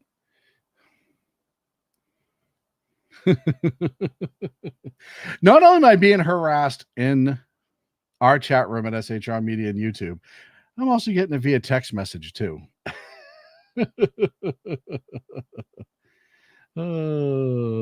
So yeah, it's just, I feel for it. I feel for the good people there. Like I feel for my good friends up in Canada. You know, Canada has a special place in my heart. The UK does too. I have a lot of friends over there. It's just not going well. And I am hoping enough people are paying attention in this country to know that we need to continue to change the course that we were once on. Let's see. Oh, that was the other thing I wanted to touch about. I had a whole part of that too. The other thing that goes with the digital ID before I went off on my little rant is the social credit score. And that's a huge part of the digital ID. And China, which, by the way, whichever Fruit Loop they were having do a news press about why digital ID was good, they listed a whole bunch of other countries that use digital ID and they left China out. So, Joshua, I can't let you I can't let you say that just straightforward because I have a lot of good friends who are Canadian ones in the chat room, and my family's from Canada. So yeah, I'm an American. I was born here, but yeah, can't let you just outright say that. Let's see. Social credit. This will happen to you. She's trying to pass into a certain, and her social credit score is not high enough. This is in China. And you'll notice she's getting the red thing. She can't go from one area to the other because her social credit score is not what it should be. It means, in other words, she's not a good communist. She's not doing everything she's supposed to do. So she's now locked out of certain privileges. And that, my friends, will be coming as well to the UK. What do I got? 10 minutes left. So I just got to beat up on California because I live here and it absolutely needs to be beat up on. California wants to pass a pay per mile tax for driving. Lawmakers are advancing the road usage charge to replace or supplement the gas tax. It will supplement the gas tax. They're not going to replace the gas tax. This will be added on top of it. California doesn't know how to stop taxing people. They only know how to add to it. Pilot programs have already tracked drivers' mileage through onboard devices and smartphone apps framed as fairness, and CV drivers don't pay gas taxes. So they're framing this EV drivers, which, by the way, they pay enough tax on electrical. Like, I'm not so against EVs that I'm also blind and stupid. They're charging it and they're paying for it and they're paying the taxes on that electricity. Right, wrong, or indifferent whether you like electric cars or not, but that's a fact. But they're trying to say this, that, well, EV cars, they don't pay a gas tax, so we got to make sure that we get something from them, which they already do. Most of them had to get one of those what's the little fast pass thing that says, hey, I don't make any dirty gases, so I get to ride in the fast lane all the time. So they already pay extra for that. But yeah, so they want to add a mileage tax. So if you go 300 miles and it's $4 a mile, let's just say, you have to pay $1,200, right? That's what they're going to do. And right now they're saying it's for the EVs, but we know it never stops there because it's California. California never just applies it to one person when they can get money out of everybody. And it's going to happen. Like I said, they're not going to get rid of the gas tax. Somebody's going to sue and say, wait, if you're going to apply this to electric cars, you're going to apply this to all cars. And the state's going to go, yeah, you know what? You're right. We need to do that right away. And driving, which this is already the most expensive state to own a vehicle in, to ensure, and for gas, include because of the taxes and because of the closed loop fuel system that they have here, where they have a certain formula that they can only make in certain refineries, and it costs a shitload of more money than normal gas, and it's the only gas they'll sell in California. Nobody talks about that, the closed loop system we have here, and what a disaster it is. But I digress. But they're gonna find a way to extend this out, and everybody's eventually gonna pay for it, and it's gonna cost. And that's how they. We've talked about it before. We talked about the book Nudge. It's how they slowly get you to go where you want to go, or where they want you to go, and make you feel like you had choices getting there. It's just limited options until they get submission, is what it is. And eventually, they are going to find a way to get people to stop driving cars in the state. That's the goal. That's the end game. And that way they can control where you go, what you do. You have to take 15-minute cities, blah, blah, blah, blah, blah, all that bullshit that we know is a plan. That's what they want because it's easier to control the masses. Look at what China did during COVID, where they shut down entire cities. They started friggin' welding people into buildings, like people dying en masse in numbers that we'll never know about because China hides everything. That's California. It looks at places like China and they just think, man, that's the dream right there. Those people are doing it right. That's how you totally control people left and right. It's why they're trying to pass Prop 50 right now, right? To take the redistricting out of the hands of the non-biased council or commission that are not politicians who just write it based on the numbers and put it back into the hand of politicians. That's why they're doing that. Total control. Absolute total control. And I've said years ago, I know I live here. I live here for my reasons. Everyone who knows me knows why. But California is like going down the same path of Britain and Canada and other places where they're just running to the bottom. You have all this great potential And instead of using it to a way that actually benefits everybody by actually letting people make decisions and live and not have to mooch off the state and not have to do what the state controls all the fucking times, then they would just rather control every option that you have. It's why they're passed that law where any individual they want can just walk into a school and claim ownership of your kid and walk out again. Like it's why they do this shit. It's why they just try to get their fucking claws into every goddamn aspect of your life. It's oppression. Look, Gavin Newsom press office, who's run by that little twerp, put out the Stephen Miller is a fascist thing the other day on X. And somebody said, why would you do that?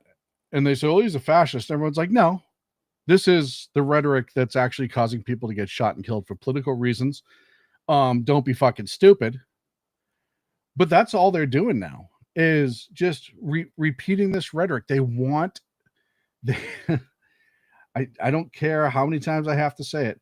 They want the chaos so they can come in and quell it, and under the guise that government fixes everything. Everything is about centralized government with the leftists and the Democrats. Everything is about the government controlling everything, and you having to ask government permissions. Why you see so many leftist politicians say, well, the First Amendment's not exactly absolute, and you have to be held responsible for hate crime, hate verbiage, and blah, blah, blah, blah, blah. It's why they want to convince you that your rights are not natural. It's why they want to convince you that everything you do, you have to say, Daddy, please first. That's what they want. That's the people that they want. And that whole post about Stephen Miller being a fascist, man, I'll tell you, I can't remember the little twerp's name. I know somebody will throw it and you've seen if you haven't seen his picture on X, he's got a bow tie on and these glasses, his stupid face. The fact that Newsom has not pulled them back tells you everything you need to know about Gavin Newsom. And I'll tell you right now, God forbid, and I really hope it doesn't happen, just like I hope it doesn't happen to anybody. But if somebody takes a shot at Stephen Miller and somebody actually tries, they're accountable. I don't care what anyone says, even if it's just politically. I mean, I'm sure there's a whole bunch of legal mumbo jumbo. I'm sure you could find a charge at some point, blah, blah, blah, blah, blah. But this ruins Gavin's career. And what he's doing, I mean, it's already ruined, but he doesn't know that. I don't think this country would ever vote for Gavin Newsom. I know even leftists in every other state but California who hate Gavin Newsom. But I'll tell you right now, he's hedging a bet that nothing will happen with Stephen Miller at all in order to promote his career, his political career. And I'll tell you, when we're to the point in life that you're willing to risk that, where you're willing to risk somebody getting hurt in order to benefit yourself further, yeah, you're a horrible human being, and you're actually the fascist. I mean, you are using violence or encouraging violence to crush the political opposition for you. That's fascism right there. Yeah, I hope Scott Pressler has a great security team. I hope they all do, because, gosh, it's dangerous out there. It's scary out there. Look, folks, that's it for me. I got a minute left. Thank you so much for checking me out this evening. I'll be back Wednesday evening, 8 p.m. Pacific, 11 on the East Coast, right here on the SHI Media Network. Make sure you check out our good friends over at KLIN Radio. They have some awesome programming over there, not just politics, a whole bunch of great stuff. So make sure you check them out. Every Monday and Friday, 6 p.m. Pacific, 9 on the East Coast, you have Reverb Common Sense with Jersey Joe, my boy. Tuesday and Thursday mornings at 9 a.m. Pacific, noon on the East Coast, you have Mission Ready Men with my good friend Big E. And then BZ's Berzerk Bobcat Saloon, Tuesday and Thursday evening at 8 p.m. Pacific, 11 on the East Coast. Then on Sunday, because I forgot it to say it Wednesday, and FA, my apologies, sir. You have the Cosmic Bard Show at 5 p.m. Pacific. Wait, I was about to promo his show, and then he's giving me a hard time in chat. I don't know. Should I finish? I'll finish because I'm good like that. Sunday evenings at 5 p.m. Pacific, you have the Cosmic Bard Show, The Lost Wanderer. And that's it. So, hey, thank you so much for joining us. For those who are foreign and domestic, thank you for being here. I will see you Wednesday. Have a great rest of your night.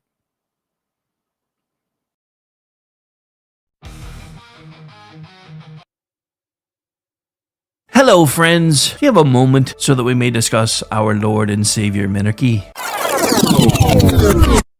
No, seriously, I'm just kidding. Hi, my name's Rick Robinson. I am the general manager of KLRNradio.com. We are probably the largest independent podcast network that you've never heard of. We have a little bit of everything, and by that, what I mean to tell you is we have news, pop culture, special events, conspiratainment, true crime, mental health shows, drama productions, and pretty much everything in between. So if you're looking for a new podcast home to grab a little bit of everything that you love all in one place, come check us out. You can find us on X under @KLRNradio. You can find us on our Rumble and our YouTube channels under the same names. You can also find us at KLRNradio.com and pretty much every podcast catcher known to man. So again, feel free to come check us out anytime you like at KLRNradio.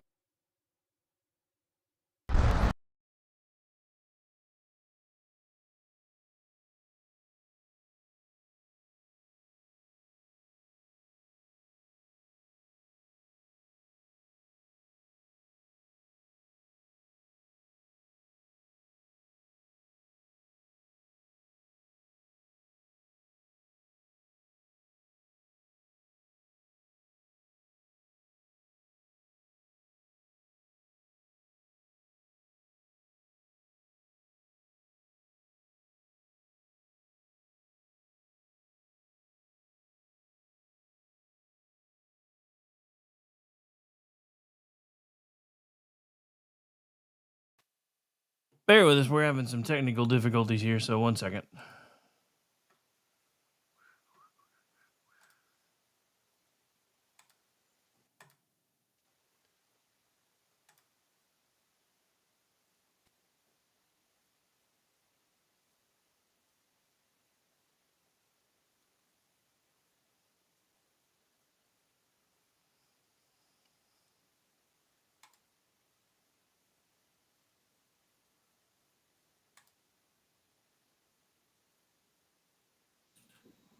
Now, remember, BZ, you were told that you can't play this.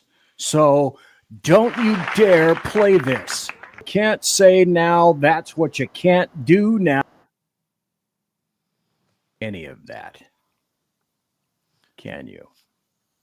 Do you think we ought to start the show? Do you think my politics ducts are backed up from this week? You're listening to Late Night Radio on the SHR Media Network. Caution, there will be mature themes explored and potentially adult language used.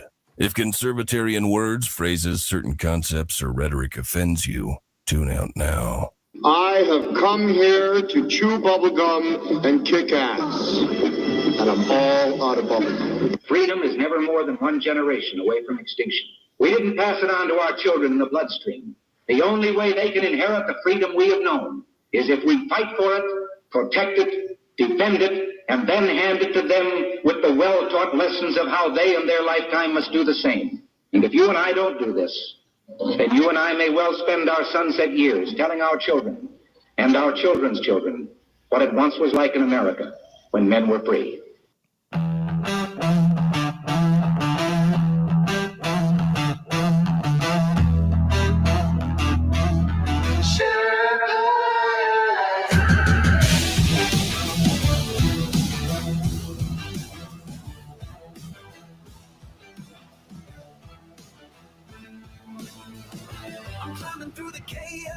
Got the truth in my pack. Leftist lies and globalists, I'm pushing them back. From the saloon to the airwaves, I'm spitting it raw. Constitution's my compass, liberty's law. Big guns creeping, shadows on the land. Feds with the schemes trying to bind up my hands. But I'm the Sherpa, guiding through the storm. Red, white, and blue, yeah, freedom's reborn. They spin their tails, but I see through the haze. Media maggots, lost in the maze. I'm calling it out, no fear in my soul. This patriot's fire ain't losing control. Conservative Sherpa leading the fight. Torch in the dark, burning bright in the night. Stand for the truth, won't bow to the game. Sherpas, come and remember my name. Sherpas rising. Freedom's calling. Let this judge is twisted. trying to steal our rights, but I'm locked and loaded, got them in my sights. From J6 to the border, they're selling us out. I'm screaming from the mountain, hear my rebel shout. They mock the flag, but I'm holding it high. Stars and stripes forever under God's open sky. No globalist chains gonna cage this land. I'm the Sherpa with the truth in my hand. They push their agenda, but I'm breaking the mold. Their promises empty, their hearts ice cold. Chicago's bleeding, borders torn apart. I'm fighting for the people with the warrior's heart. Conservative Sherpa leading the fight. Torch in the dark, burning bright in the night. Stand for the truth, won't bow to the game. Sherpas, come and remember my name. Sherpas rising.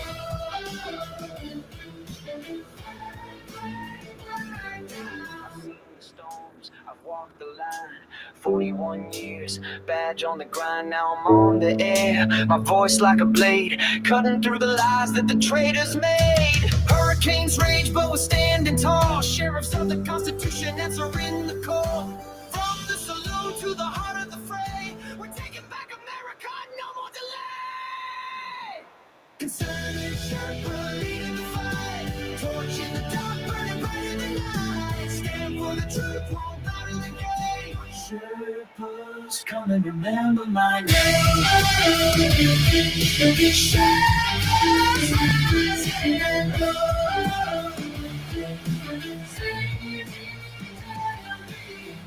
Static, hear my voice resound. Conservative Sherpa, freedom's battleground. Berzerk Bobcat rules will never kneel. For God and country, this fight is real. Ladies and gentlemen, that includes everyone, kids, boys, girls, everybody, all y'all.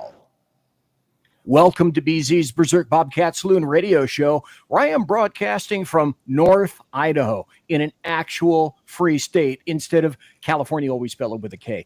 I am this dude. I am your guy. I am the conservative Sherpa, just like it says below. I am guiding you through the insidious maelstrom of Democrat, leftist, and globalist lies, chaos, deceit, tyranny, betrayal, and all the other bad stuff that goes on day after day after day. And the subject for tonight, well, I gotta say, there I was. You know, I did a Bigfoot show last night with Dan Toth. Fabulous guy. That's what this refers to. If I can find it. Yeah, there we are.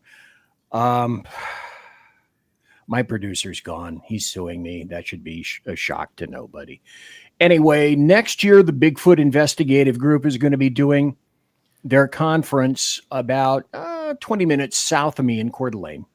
I'm about 95 miles or so just south of Canada, where our Canadians are. And we do have some Canadians here. We have Canadians that come here. They may not like the one story that I've got coming up later on, but because I had a Bigfoot show last night, I mean, I got backed up. My politics duct was backed up. And you know, you generally try to think of a theme that will resonate with people. And I thought initially, okay, that's it for the shows. I've after this show, I will have done 8 hours just this week of content and Bigfooting other people's show. And just like I'm doing right now, I am Bigfooting Jersey Joe's time slot. Now, customarily, Jersey Joe would be here. So I asked kindly, and I said it. I did, craft it in this fashion. Look, I got politics. They're seeping out of every pore. And doing the Bigfoot thing, I almost said Bugfoot. Maybe bugs have feet. Okay, don't say they don't. I was just, I had politics to get out. But there are some amazing things that just occurred today. So what are we going to be talking about? I just went through Saturday Night Live. We'll see if I survive that. I may or may not survive that. On YouTube, Rumble, wherever the hell you're seeing this, X. And you guys know me by now. If I get this removed, and I won't get removed from Rumble, but if I get this removed from Facebook or YouTube, that that falls into the Dilligaff category because I really don't. I'm backed up on comments. Yeah, I need to see more of it. Let's go, says NCX Security Group, my cybersecurity expert right there, one each. And also, greetings, Aeronaut, BG, NCX. That's a lot of airtime. Yes, Ever would have been off about now. And Mission Ready Mint, what's going on? I just got here. Hey, look, everybody is acknowledging everybody else. In any event, because I had so much stuff backed up and I had to get it out. I thought, okay, everybody needs kind of a hook for an individual episode. And I decided tonight that my hook was going to be, because I was thinking about this. I was watching an episode of Law and Order back from 95, and then I was watching one back from 2006, right around there. And one of the, I think it was when, of all places, the character Adam Schiff, the DA, dun, dun, dun, or dun, dun, I can't make that up, said, "Oh, these are amazing times. We'll never see times like these again." To which I said, because the actor, I can't think of that actor's name. He was on Mission Impossible. Well, he's dead now. Dude, you must be rolling over in your grave if you thought it couldn't get worse than this. So my theme for tonight is, it really is a reverse universe. Take everything that's good and reverse it. Take everything that is wonderful about the U.S. and reverse it. Take everything that's patriotic and reverse it. That's the universe in which we're inhabiting today. And so I started out with that because I was told not long ago by someone on SHR that's a funny bit. Too bad you can't play it today. Watch me. 8:30. So, me, I don't really care about all that. And then wait.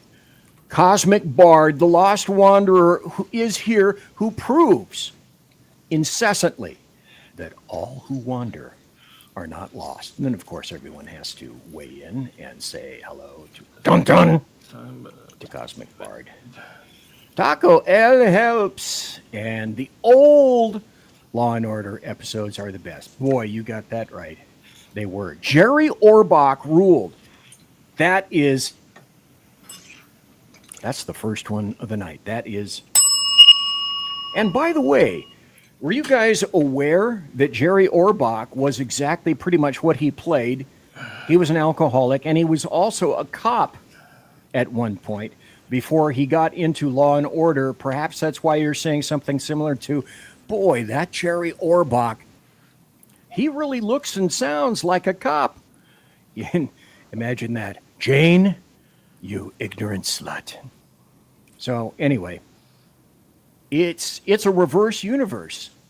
And as I indicate and as I state any number of times, there's so much going on. How do you possibly keep track? This is one of those nights where I couldn't do it last night on Thursday night. By the way, I need to tell you that it is September the 26th, the year of our Lord, 2025, and you are in the saloon, and that's where I am, just to kind of link the show with the day and the date and whenever you happen to listen to this. But I consistently say, these days, any day, but mostly these days, I don't have to make anything up. I don't need to. I bring what is the cool thing to say now. I bring the receipts. And the receipts today are in the form of videos, articles, and a reminder.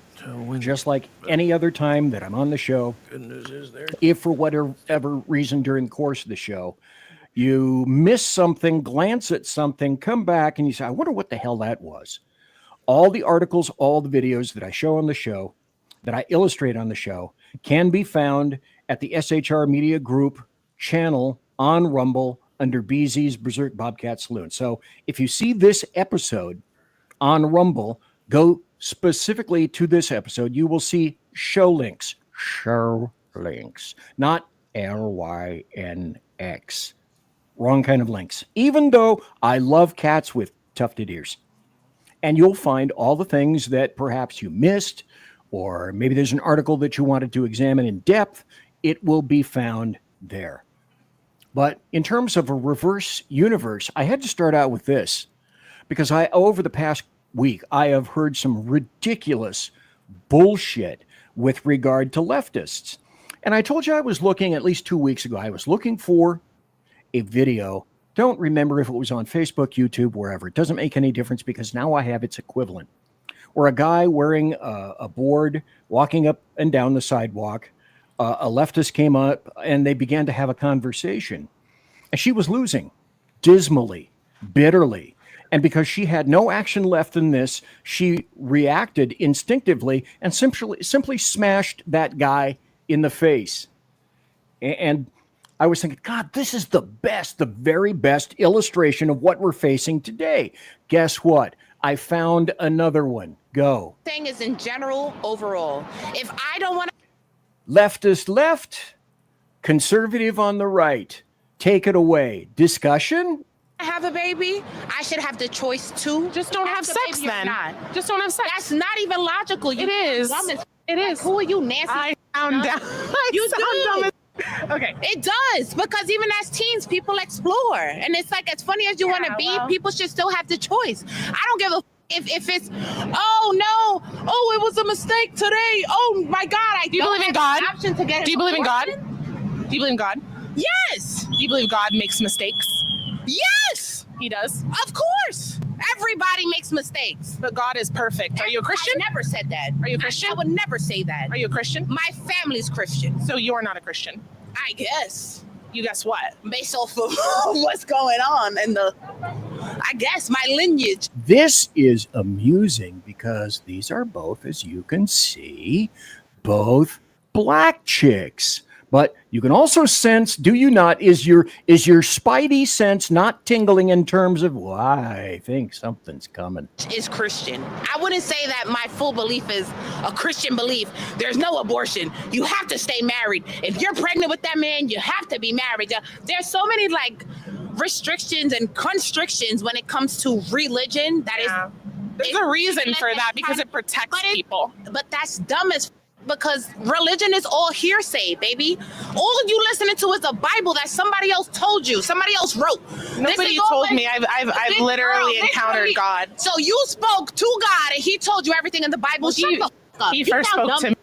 You sound dumb as Listen, there's a thing called cosmopolitanism, which literally is saying there's this one big glorious story that combines all of the religions. Because if you read the Bible. See, this is why I love to just let leftists go with their exposition, their expository language. Let them go, listen to them, and then wait. You can search into Buddhism, being a Muslim, anything that you need. They all kind of provide the same story in a different version. But it's still all hearsay. It's all hearsay. It's all... My auntie told me. My niece My auntie didn't tell me. My auntie told me. You think these biblical writings are all just what? Off the brick? Like you can't be that naive. There were over 40 men that actually wrote the Bible. Oh my God, you one of those. That's just the history. That's just the history of Jesus Christ and the Bible. It's not. We started from Pangea. So what does the Bible say about human life? The Big Bang Theory. Our entire life is science and math, and I think you're an idiot if you don't think it is. So you went from saying that my outfit was really cute to saying I'm an effing idiot. That's so mean. But I think that your point of view is very obstructed, and I think that you just don't understand the magnitude of. She doesn't having understand. A child. Yeah, well, I'm not the one who admitted they would be okay with killing babies in foster care and killing children that have been abused. That's not the point. What I'm saying. That's really. What's wrong with you? And there you have it.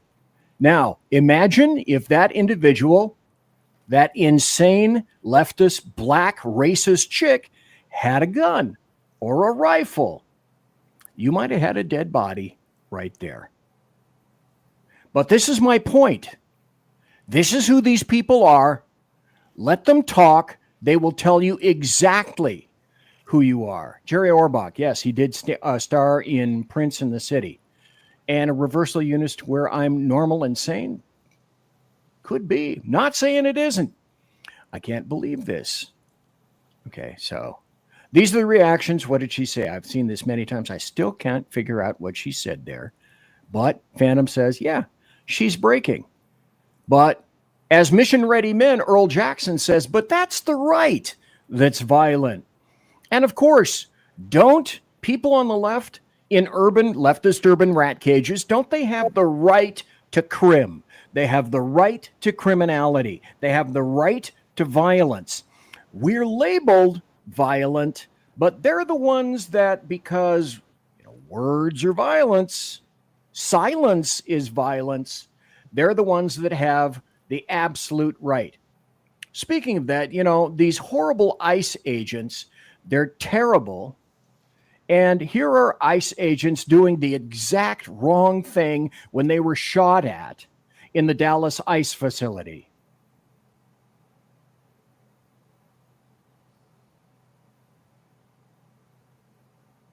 Looks to me like they were grabbing illegal invaders, getting them out of the line of fire, shuffling them into cover in order to keep them from being shot.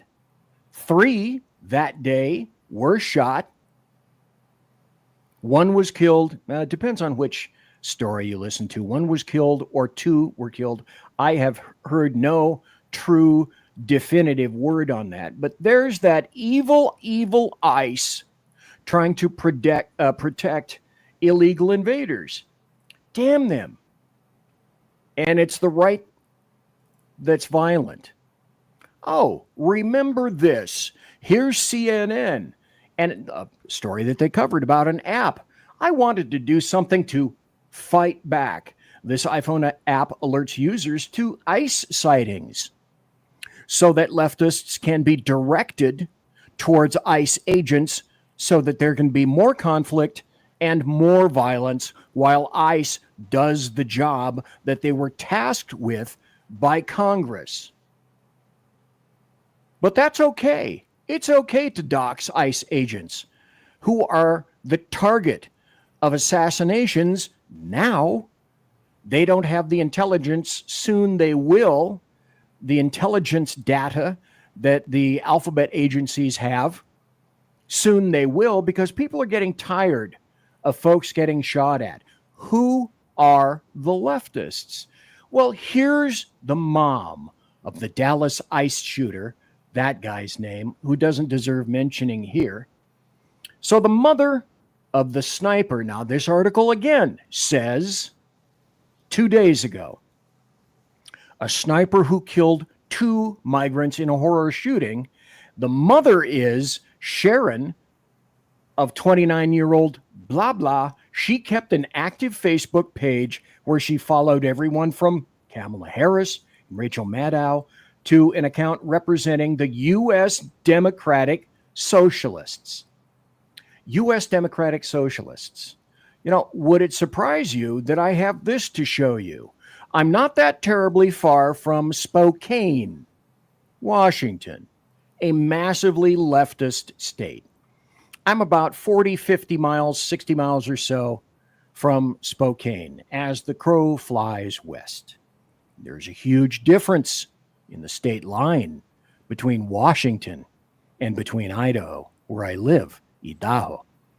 So this is Spokane. This is an ad for a leftist town hall. Now, at first blush, you're thinking, okay, Democrats, well, they're calling themselves leftists, which is what I've called them for quite some time. By the way, if you want to attend, fly all the way into Spokane. It has its own airport. Be there October 5th, 1:30 p.m. Spokane Public Library, downtown, event room A and B. Food and child care will be provided. Now, who's doing this? Kate Ellis and Sarah Dixit. And they're saying Spokane. Election season is coming up fast. And this year we've got some promising local candidates running for Spokane City Council. Okay, well, wait, who would they be? Spokane Democratic Socialists, of America, together with the Communist Party USA of Eastern Washington, are proud, I tell you, to host this. So this bullshit is everywhere. You can't escape it. It is, in fact, a reverse universe. So this chick, after the tragic mass shooting in Uvalde, she rants to Facebook about Ted Cruz, John Cornyn, and Greg Abbott, and she's ranting about gun laws. And there she is. She also posted a poem that read, "If we only have love, we can melt all the guns and give the new world to our daughters and sons." Fuck off. As I've said before, I'm not giving up my firearms. I'm not giving up my First and Second Amendment. I'm not giving up any of my Bill of Rights. I'm not giving up my U.S. Constitution. I'm not giving up any of those things. And if you think I am, oh, woe betide to you. Then there's this. Leftist gun club tied to violence recruiting on Georgetown campus says, "Hey, fascist, catch," because that's the new thing to talk about. But you see, it's the right who's violent. And then, as if there weren't more, of course there are more. Who are the armed queers Salt Lake City? It's a Utah-based. Utah. Oh, I thought Utah, you were saying right now, Utah is nothing but Mormons. Right. Utah-based trans militia group under scrutiny after deleting social media account of day of Charlie Kirk shooting. Armed queers of Salt Lake City, nice bullets, no problem. And that these people describe themselves as training and organizing LGBTQ people to defend their communities. And there they are. And again, you can read this, but when I post this, you can look at this in depth to your heart's content, because I'm pushing the bottom of the hour break. I will be taking breaks tonight, as a matter of fact. And then remember, I'm sure you do, you were told Antifa is a myth. Oh, myth? Can you come over here? It's a myth.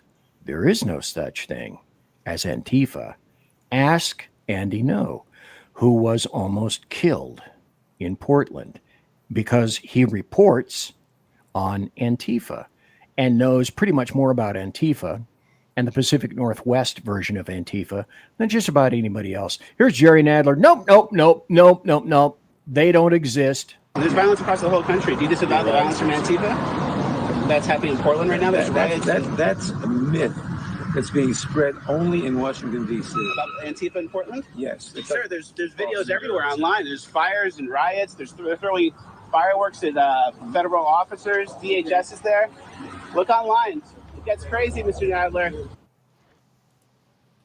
It gets crazy, Mr. Nadler.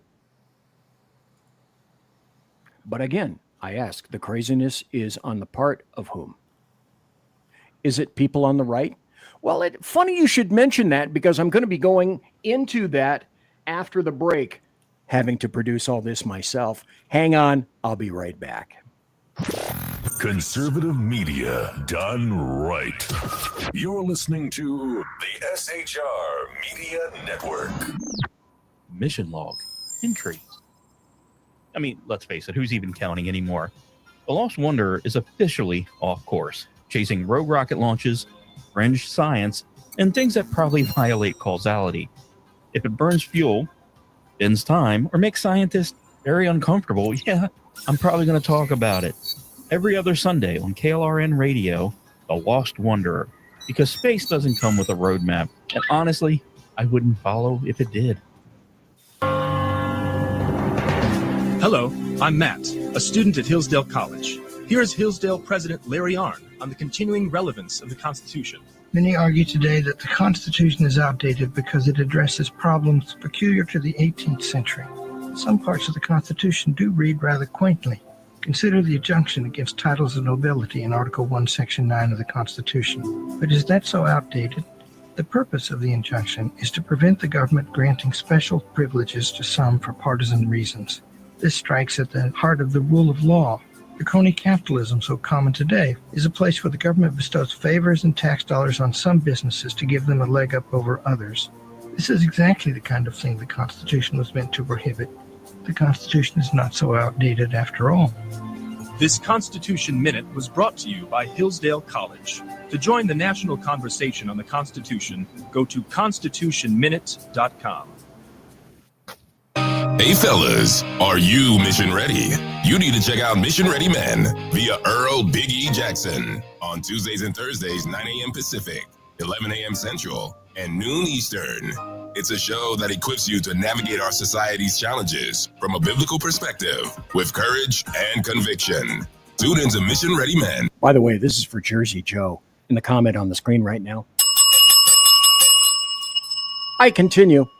As we examine our culture through the prism of biblical truths, teachings, and how to apply them in our daily lives, prepare to step up, stand out, and step into your role as a man as ordained by God.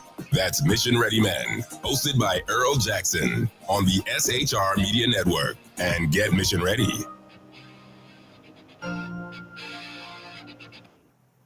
Want to make an immediate difference in the life of a critically ill child? You have the ability to do that right now. Make a donation to Dream Makers for Life, the organization that restores dreams to seriously ill children and their families. You can sponsor a dream pack for a child, which contains a clear PVC backpack, a dry erase board adventure coloring book, a journal, and dry erase markers to inspire a critically ill child to envision a future adventure and hope. Want to become a dream maker for life yourself? Go to dreamforlife.org. That's dreamforlife.org. Help a child. Help a family. There is always hope. You're listening to the SHR Media Network. First half hour is in the can. I'm BZ. Look at my shirt. Hey, I'm a fan of Stanley Kubrick and Dr. Strangelove, or How I Learned to Stop Worrying and Love the Bomb. Dr. Strange says, he says it at the end, Mein Führer, I can walk, and I have a plan. Of course he has a plan. We all have a plan. We all want to be planners. Let's stop this right now and let's continue. We were talking about violence. What about violence? Even some of the leftists, and trust me when I tell you the Atlantic, they're left. Even they are starting to come around. Even they are starting to get to the point where at least these authors, two of them, said, wait a minute, maybe it's time to recognize left-wing terror truly is on the rise. But the leftists are saying it's on the right. My next story will show you how that happens. For the first time in more than 30 years, attacks by the far left outnumbered those on the far right. But no, that can't be true because leftists are saying it can't be true. So if they say it can't be true, that must be right or left. Or is it correct? What about this? Now, the study that's generally quoted is from the ADL, which is in itself a racist, massively leftist organization. Phantom asks, okay, but in which universe do we win? Well, we have to keep on keeping on in the fashion in which we are until it's getting to the point where our Beezy's political axiom goes like this. In regular, normal times, these are everything but. But in general, Beezy's political axiom is match words with words, match actions with actions. Matching words to actions doesn't work. It's inefficient, and that's been the Republicans' and the conservatives' policy for way too long. Now, again, when I post this in Rumble after the show, you can examine this in depth because there's the receipts right there. But This is the ADL summary quoted by leftists. The devils, as I realized when I actually did a little bit of a dive into this, are, of course, in the details. The summary says in there, note, total deaths include both ideologically and non-ideologically motivated killings. Well, if you're including non-ideological killings and you say that the right are more responsible, they're more violent, then by its very nature, inherently, you're saying that all of these killings are ideological in nature. So that is, in fact, the first obvious question. Okay, if the killings that you include in this lump sum are non-ideological in nature, then how can you possibly attribute them to the right wing? How is that possible? You attribute political motivation to an individual because you simply want it to be so? Make it so, number one. To claim political motivation, both the suspect and the victim must be linked in some fashion by politics, political motivations, not just the suspect. So, for example, a black BLM leftist member killing another individual doesn't make it political unless the victims are tied ideologically. And there are thousands of problems with this. So if you're going to lie to me about this from the very beginning, and the summary clearly is fundamentally flawed at its very beginning on its face, so that means that the entire premise of that is skewed. There's no other thing that you conclude about that. It is absolutely skewed. Now I told you that I would do this. And if, again, I say, this is me, remember, give the old fat guy a break who's about to have a birthday here in the not too distant future. And he's going to have a very patriotic birthday because it's time for happy stories and good times. And here are some happy stories. And if you're wondering, oh, why are you politically or patriotically oriented? It's my interesting age, which will be next. Let's see, it's still September. Yeah, it's going to be late next month, as a matter of fact. Well, let's go into this. This just happened. This just came out.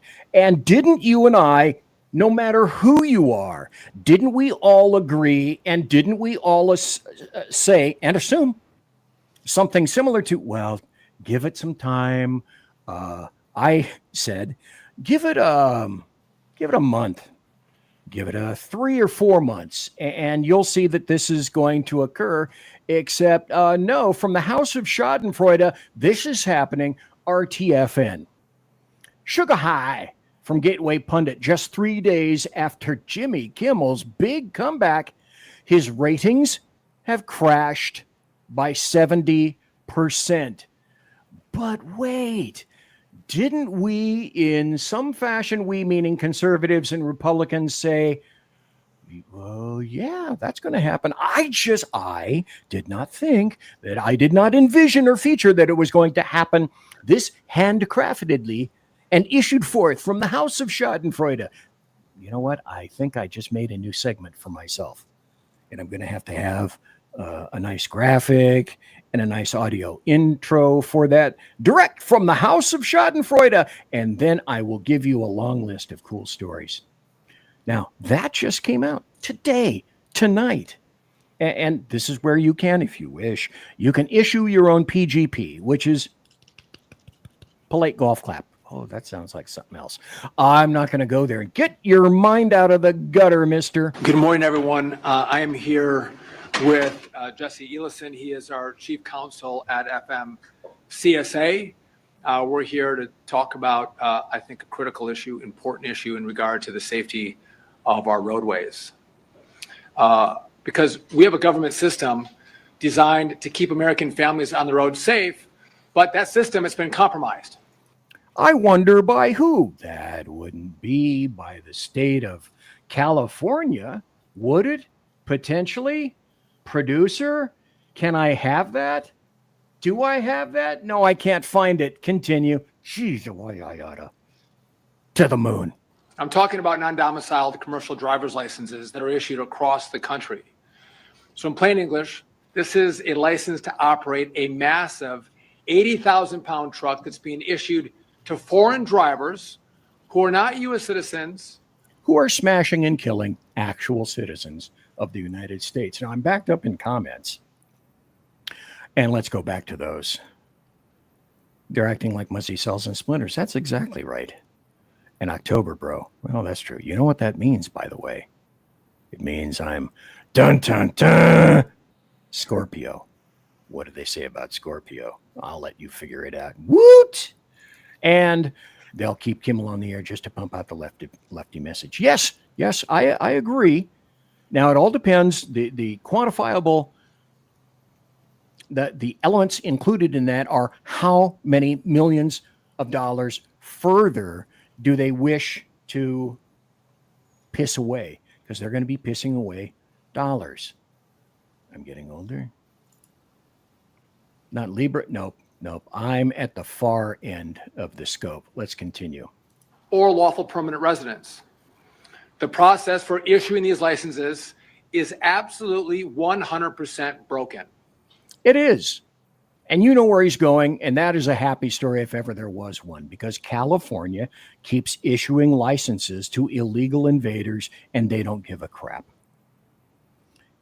As I've said, and will continue to say, it's a reverse universe where almost 50% of the entire nation wants you dead or wants to kill you in some fashion, and they don't care how many people, illegal invaders, they have to lay at their own feet in order to do it. They just killed either one or two. Immaterial sacrifices have to be made here, Mr. Dirty Harry Magnum Force. But their point isn't, it's not to care. It's not to be considerate of people getting killed. That's the last thing they're thinking of. Here's another happy story. Santa Monica man arrested by the feds for doxing ICE lawyer. This guy named whatever, 68, posted the name and address of a female ICE lawyer in a Facebook post in early February 2025. So he's going away. He was arrested, and they're going to have a court trial, and they're going to find the guilty suspect guilty, which is a wonderful thing. This shit must happen. This is a happy story. Here's another happy story. Supreme Court lets Trump administration continues to allow the Trump administration to freeze billions of dollars in foreign aid. Well, we'll get to foreign aid. We'll get to globalism. Globalism is encountering its own very, very important kick in the nads these days. And that's way, way, way overdue. Let me see if I have some assets that I can throw here. And we'll get to this. I love this. Isn't it odd how, in terms of the binder, we'll circle around to this. No one is above the law. In case you didn't get it, Swalwell, China hooker fucker, communist Chinese hooker fucker. No one is above the law. And then in case you didn't get it any number of times, says it 3 more times. Who else isn't above the law? Jimmy the Leak. If you could imagine that I might have some information and updates to impart because I used to work for the feds about Jimmy the Leak Comey, well, yeah.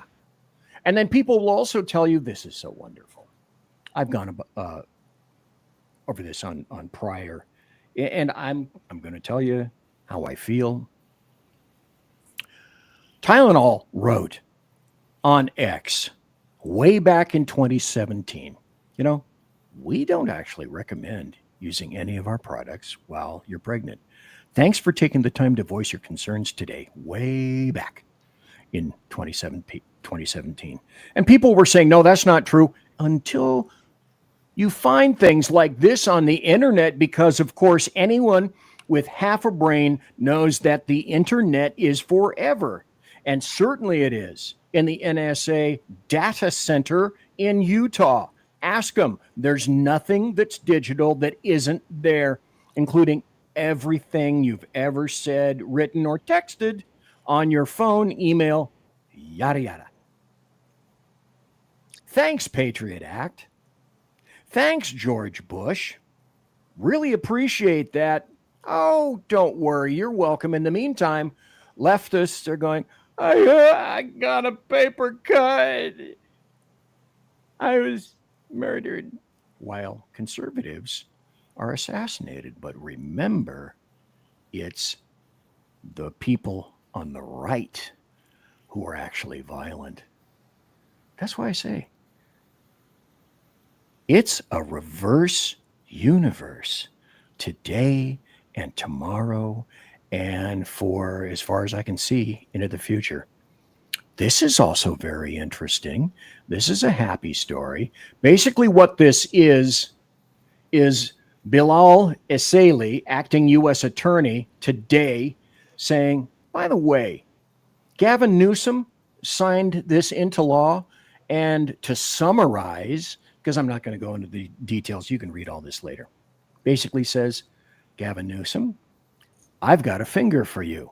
You can go to hell because we don't recognize this. So this gentleman in contemplation, who actually needs some self-examination and introspection and doesn't do it because this is all acting. This is all kabuki theater of the absurd.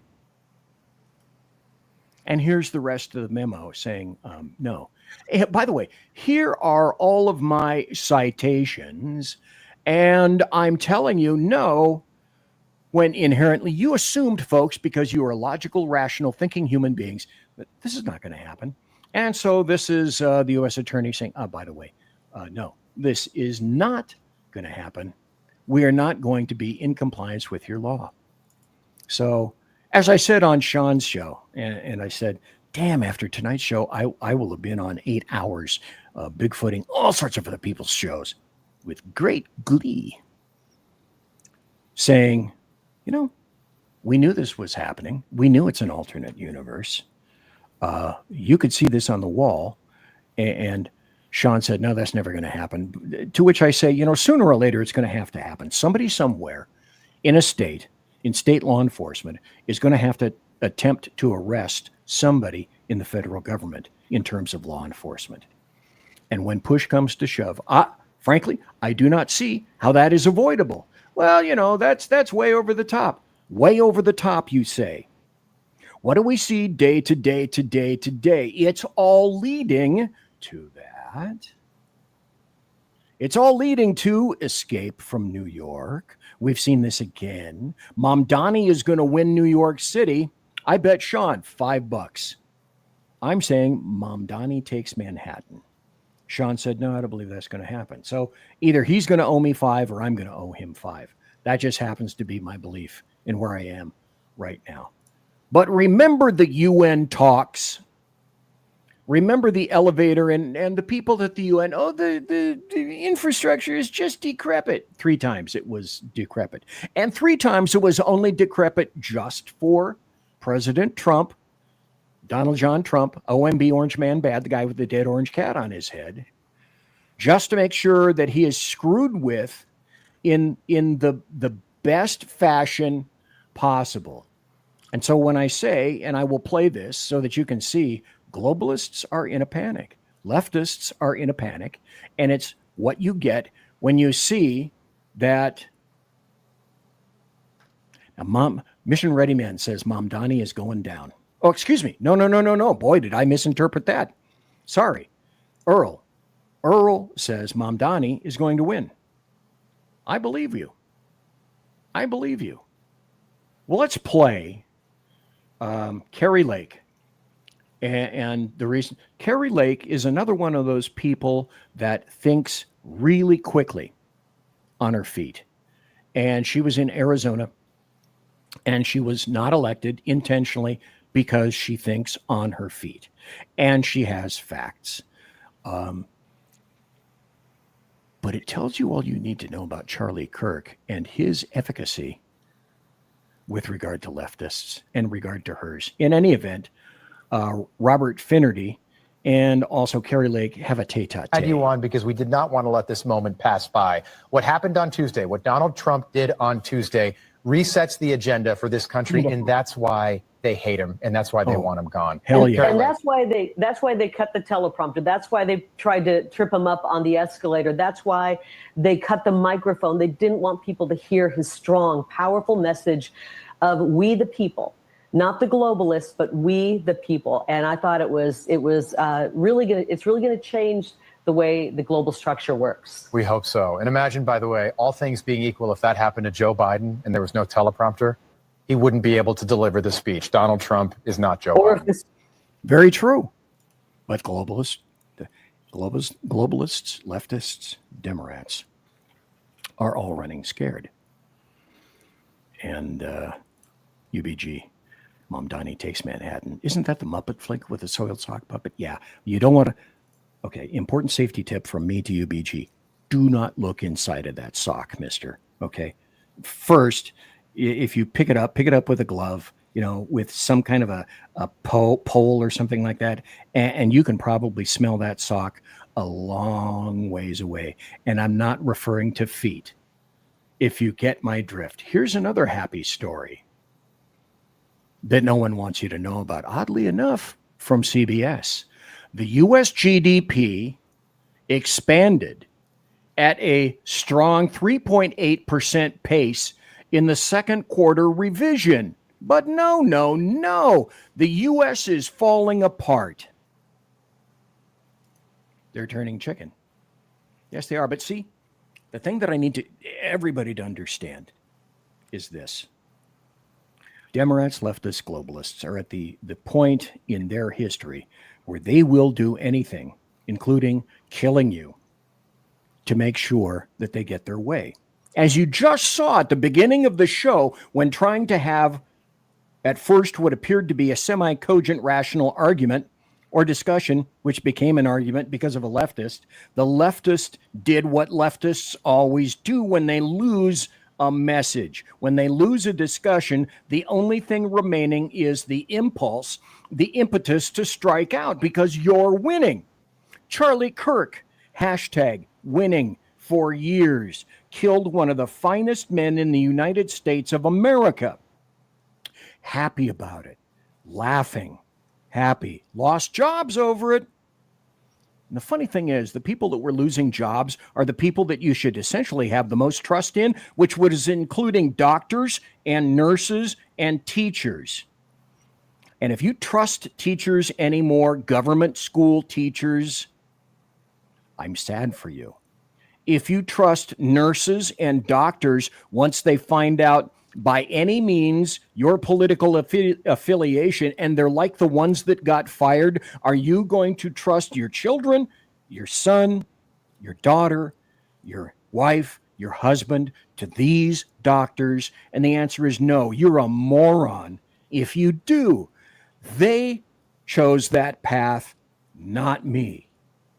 Leftists will choose their path in the future, not me. UBG, I'll bring my big kitchen tongs, throw the puppet and the tongs away. And the sock, mister. Good God. Shoo. Look for another pandemic next year. Well, yeah, and or look for another pandemic this year. Now, you guys know that essentially, I'm sure you have heard, that because they don't like the CDC and they don't like that the CDC isn't making and continuing the mandates on vaxes, that California, always spelled it with a K, Oregon and Washington have created their own consortium, and they're calling it a CDC similar organization. So they will let those people set whether or not there is a lockdown in those respective states. because we don't trust the CDC anymore. Well, we didn't trust your science. We were told, trust the medicine, trust the science. And the science and the medicine got many people killed who didn't need to. It was the older people who were infirm and afflicted that had terrible immune systems that needed to be kept away from everybody else. They should have been on restriction and or lockdown, not us, not the general population, not the people who have jobs to go to, schools to attend, businesses to attend, and ruined them all. And killed essentially an entire generation from Wuhan 19. China, of course, never being held to account or being held responsible for any of it. Isn't that amazing? I've got another. This actually is a very happy story that I'm going to show you very soon. And I bet you didn't hear about it. The boy who stopped a high school shooting and he got expelled for it. This is just 2 days ago. An 11-year-old boy in Michigan did something most adults would hesitate to do. He saw a classmate pull out a loaded gun in a school bathroom, but instead of freezing in fear, he lunged, disarmed the student, and prevented what could have been another tragic school shooting or massacre. Now, in regular world, in a world that isn't a reverse universe, this kid would have been feted as a hero. He most definitely would have been a hero. He should have been awarded a medal, any number of medals. But this is not the right universe. It's a reverse universe. Instead, he got expelled. The Lansing School District announced the child will face disciplinary action for his bravery. Why? Because the district had a zero tolerance policy that intentionally fails to differentiate between a kid wielding a gun and a kid taking it away to save lives. Expelled? Mission Ready men? Expelled? Yes, expelled. That kid should have gotten a call from President Trump. Exactly. Mission Ready men, get your kids out of government schools. Do it today. Zero tolerance equals zero logic. And these people are crazed, foaming animals that are in the corner. And insane, foaming, mouthed animals are at their most dangerous when they're cornered. And as you can see, they don't give a shit whose body it is that they have to lay at the altar of their own philosophy and ideology. Here's another happy story. Let's see, what do I got? I got 2 more minutes. I can do a couple more happy stories. Here's another one. Republican dashes Democrat hopes, secures contested state Georgia special election. Well, the Democrats have been saying up to this point, oh, no, it's us. We are going to be the ones that are winning all these special elections. And of course, yes, they have won a few. Democrats were hopeful they could flip the open seat in a deep red district in Georgia. However, deep red district 21 elected Republican Jason Dickerson won over Democrat Deborah Shigley in that special election. So, see, I'm here not necessarily to blow up your skirts and make you think that everything is a positive, everything is a win. But I'm going to tell you where the wins are, where the American media maggots, their job is to not tell you where the wins are. I got about a minute to go. So tell you what, I'm going to come back here and then I'm going to tell you another story that is from an alternate universe. It is a reverse universe where somebody, somewhere, I should have expected this. I didn't see it coming, but I should have expected it, where someone hired an Antifa member for law enforcement. And this is about the time that you say, conservative media done right. You're listening to the SHR Media Network. In a world where leftists are running out of metal for the safety pins of their soothing red diapers, one man stands alone, attempting to fundamentally change America, one leftist diaper at a time.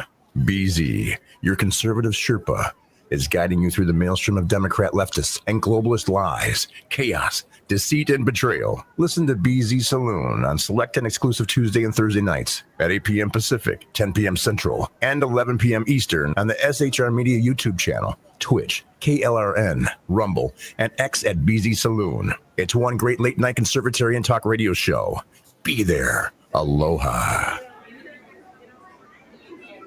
Hello, friends. You have a moment so that we may discuss our Lord and Savior Minarchy?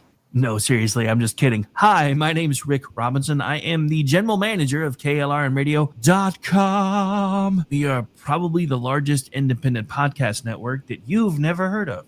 We have a little bit of everything, and by that, what I mean to tell you is we have news, pop culture, special events, conspiratainment, true crime, mental health shows, drama productions, and pretty much everything in between.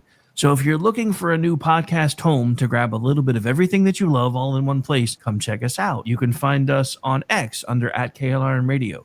You can find us on our Rumble and our YouTube channels under the same names. You can also find us at KLRNradio.com and pretty much every podcast catcher known to man. So again, feel free to come check us out anytime you like at KLRNradio. It's Sean from the Edge of Liberty. Just like the Bidens, I too am moving. Only in my case, it's days and times. That's right, you can now find the Edge of Liberty Monday at 8 p.m. Pacific, 11 Eastern, and Wednesday at 8 p.m. Pacific on 11 Eastern on the SHR Media Network. Join me as we talk politics, news, alcohol, fun, not so much fun, clowns, small kittens, large kittens, dogs, amoebas, and anything else that just pops into my mind while I'm on the air. That is Monday and Wednesday, 8 p.m. Pacific, 11 on the East Coast, on YouTube, X, KLRN Radio, Facebook, Twitch, and anywhere else a good podcast is found. Please check out our website, shrmedia.com. I will see you live on the air. Attention, all patriotic women of faith. Yep, I'm talking to you, sis. Are you looking for high-quality, super soft apparel that reflects your love for country and your devotion to God? Look no further than Carry Girl Gear. Picture this. You rocking a tee so soft it's like being hugged by a cloud, all while showing off your love for God and country.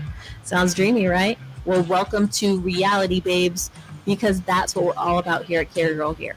We specialize in super soft tees, tanks, and more, designed specifically for the strong, patriotic woman who proudly wants to carry their message of faith and freedom. When you shop with us, you're not just getting a t-shirt. You're joining a community of like-minded women who are proud to wear their beliefs straight on their tees. So whether you're sipping sweet tea on the porch or leading the charge for faith and freedom, do it in a Carry Girl tee. Because life's too short for stiff, boring tees. CarryGirl.com, where faith and freedom meets fashion. Independence. With that declaration, America was born. Inspired by a belief in the God-given rights of every human being, and in the good that comes from exercising these rights well. The founders of our great nation chose independence. As do we. Hillsdale College accepts no government funding because independence makes possible the good to which we aspire. You're listening to the SHR Media Network. And it's the beginning of the second hour. I'm BZ. Look, it says so right over there. I have to continuously learn every day how to point backwards. Hey, wait a minute, BZ. What are you actually pointing at right there? I'm pointing at my mug. Well, gee, BZ, what does it say on your mug? It's BZ's KC-135 Kettle One refueling team. So I wonder what would be in this mug and I wonder whose mug this is. Ah, that's good chicken. That is good eating chimkin. Now, I haven't played this in a long time, but there's something that I'm going to show for you that I think You can you or can't you?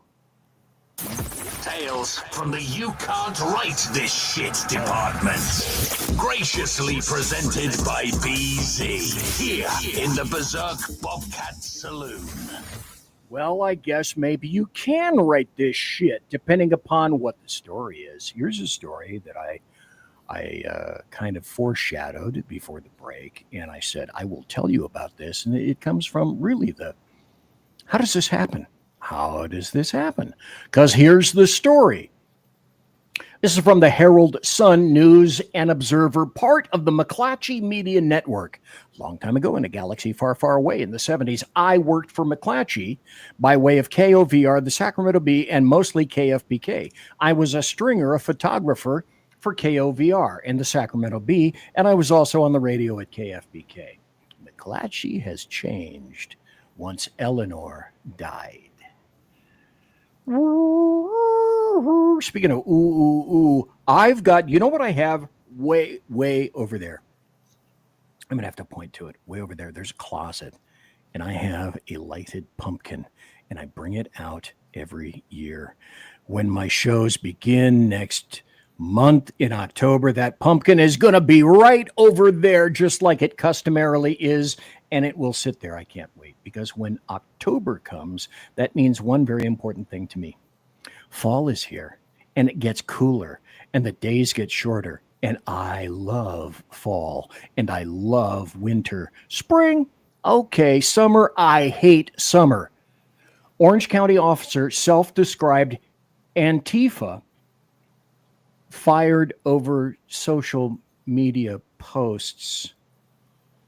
How does this happen? Orange County Sheriff Charles Blackwood promoted detention officer Brian Edwards to corporal in May of this year. Edwards was fired this month for social media posts critical of the Trump administration. But wait, don't you think there's more? Detention officer Brian Edwards was placed on admin leave after they learned about the posts and began to investigate. What he said, some of them were posted to Edwards. Hey, this is Uniq, his Blue Sky account. Automatic leftist. So, what the post said, still visible on Blue Sky, Edwards said, I am Antifa, and I will never comply with a fascist regime.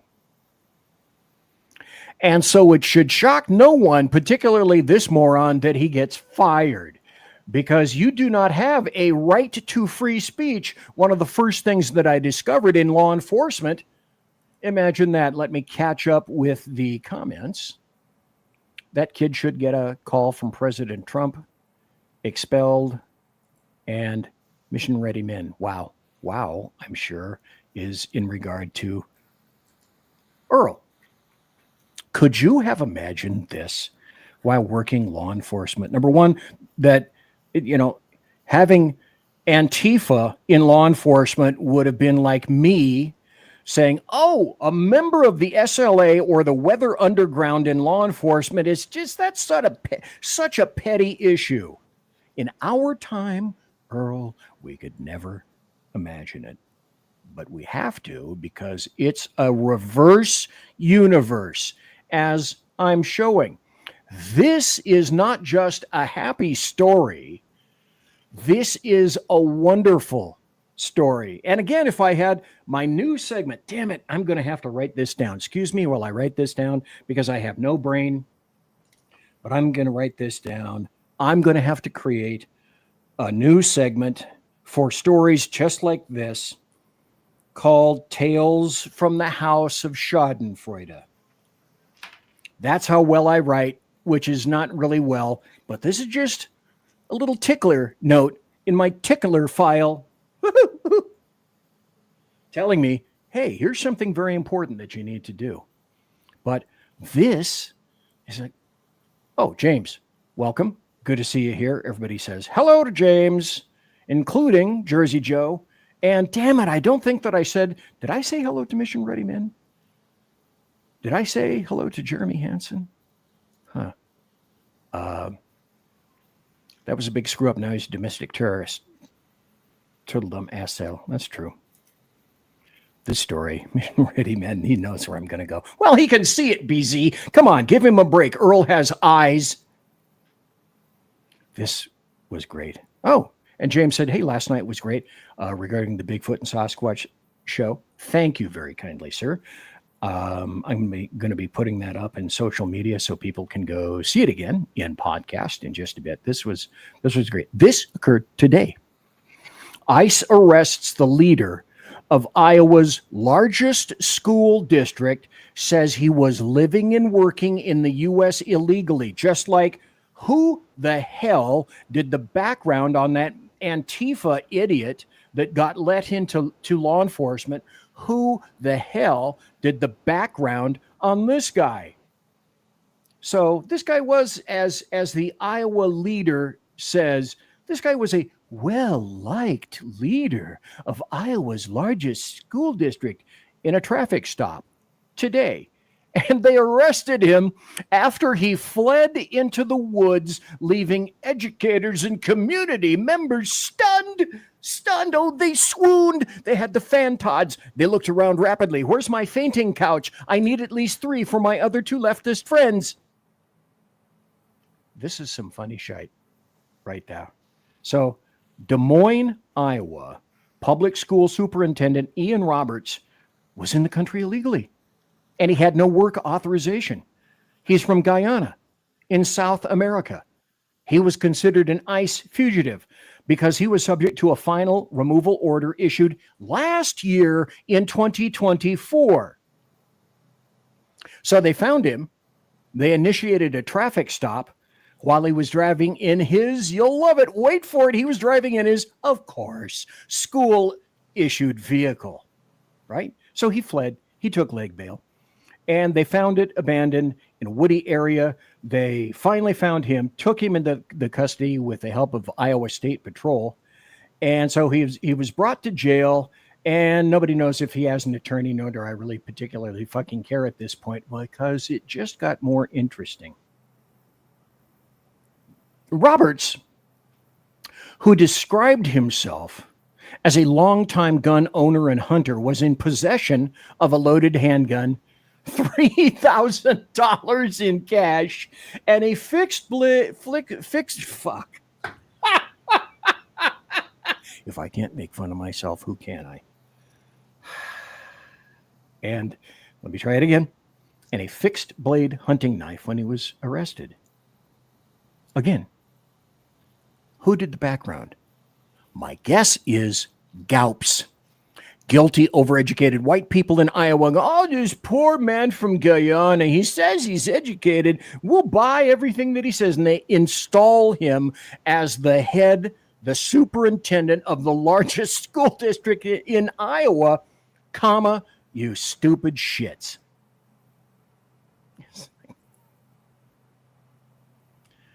These are happy stories because we're getting to them one by one. And that's why leftists are getting so violent.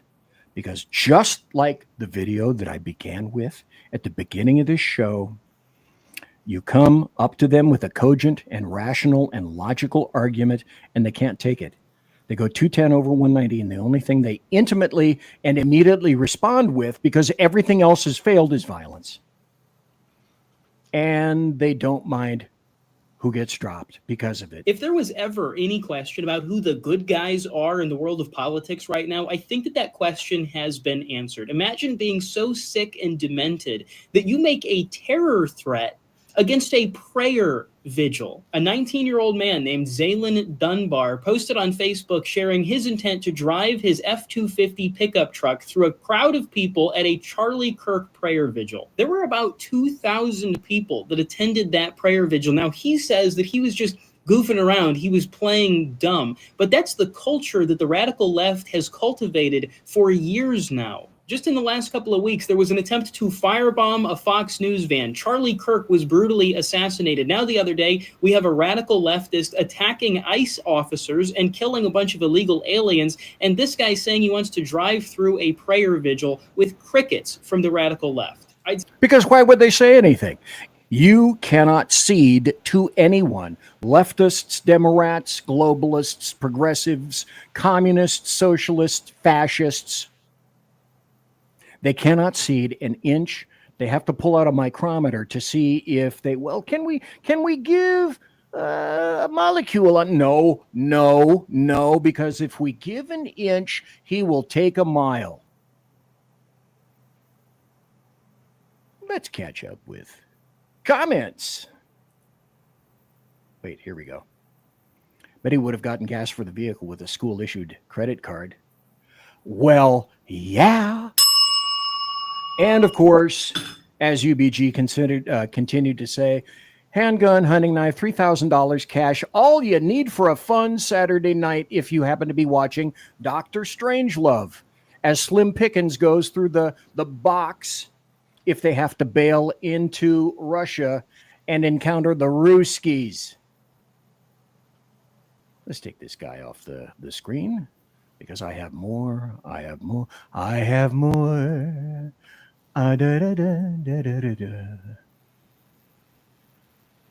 Then there was, oh wait, I didn't do this. If anybody it was a gup, wouldn't be surprised at cursory surface level background. Yep. Unleash Jeremy Hansen. Okay, well, at least now I get to say, good to see you here. Cogent. I made that word up. What did I miss? I went on a walk. Oh, demerits. Serious phantom demerits for that right now. Let's talk to Chuck Schumer, right? Wait. I now have to talk to Trump. Let's talk about what's happening on the Hill. It looks like we may be moving toward a government shutdown. Can that be averted? I hope it can. We Democrats definitely want to avert a shutdown. We know how bad it is. And we're asking something very simple, Joe, for the president to sit down and talk with us. You know, he's not the king. He can't just dictate what happened. He said he doesn't need Democrats. Well, then he doesn't know how to count because there are 60 votes in this. Wrong. Let's do what everybody else is saying. Fuck it. Just nuke the filibuster. You guys did it. Why can't or why shouldn't we? Every door that gets opened, including Alinsky's Rules for Radicals, great book if you know how to apply it. Oh, but he's not talking to us. You're holding the entire nation hostage for I can read. My dog can read probably as well and as rapidly as Chuck Schumer or any other Democrat and leftist. We're holding you hostage for $1.2 trillion with a T, trillion dollars for healthcare, free healthcare for illegal invaders, and also just for the fuck of it, for PBS, because guilty, overeducated white people want to hear their calming, soothing, classical music on PBS radio stations. Senate that you need to pass this, and he's got 53. And frankly, when I was majority leader for 4 years, the last 4, we didn't have a shutdown. Why?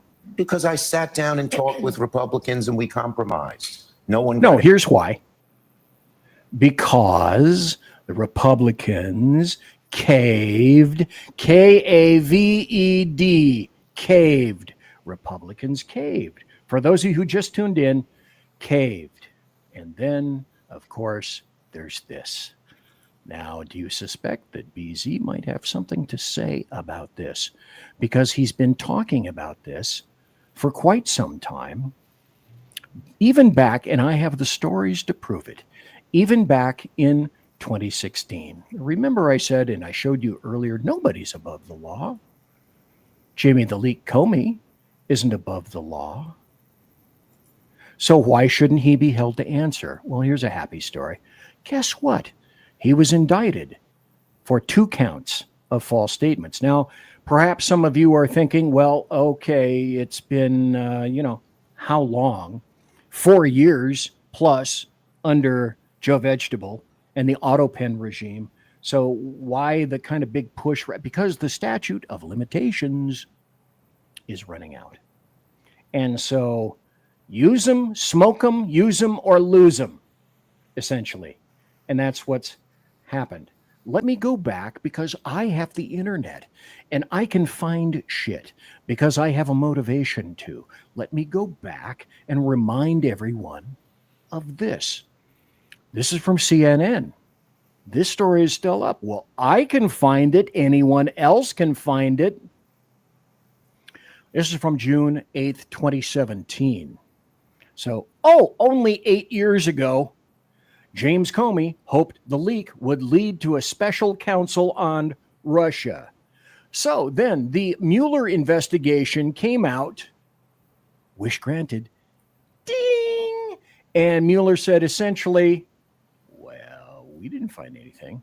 So they spent millions of your taxpayer dollars to discover this, where anybody who was halfway cogent could have said, wait, didn't Trump start out immediately saying, from the get-go, saying I was wiretapped? Well, he just didn't know the right word. Surveilled. Surveillance had been levied against him. Now, because Russia was trying to install compromat on him. And so he didn't get a heads up. Now, the Chinese were already in Dianne Feinstein's office, communist Chinese, her personal attendant, then her driver, then her personal assistant was a Chi-Com spy for Dianne Feinstein. The FBI gave her a heads up that they were conducting an investigation that had already been ongoing for 10 years. She had a spy for 10 years directly inculcated inside her office. I'm sure he turned nothing over to the communist Chinese. She got a heads up. Trump, nope, not going to happen. But, you got to take the bitter with the sweet, and sometimes the sweet comes back to you. Now, I read, and you should too, Catherine Herridge. Catherine Herridge said, and pointingly, in a most pointedly fashion at this with her pointer, saying, under oath, Comey denied Chuck Grassley that he leaked or authorized media leaks. Now I'm going to go into one of the segments that I said. 18 USC 1001. I told the people at SHR, this is going to be one of the charges against Comey. Hey, look, BC is not a moron. That's one of the two charges that were levied in the indictment against James Comey. So let's play this so that you can be reminded of and listen to. It's 2 minutes long, worth listening to. Hit it. Director Comey, have you ever been an anonymous source in news reports about matters related? Okay, you're going to have to turn it up, and let me see if I can embiggen this just a bit. But turn up the volume. To the Trump investigation or the Clinton investigation? Never. Mm-hmm. Question 2 on relatively related.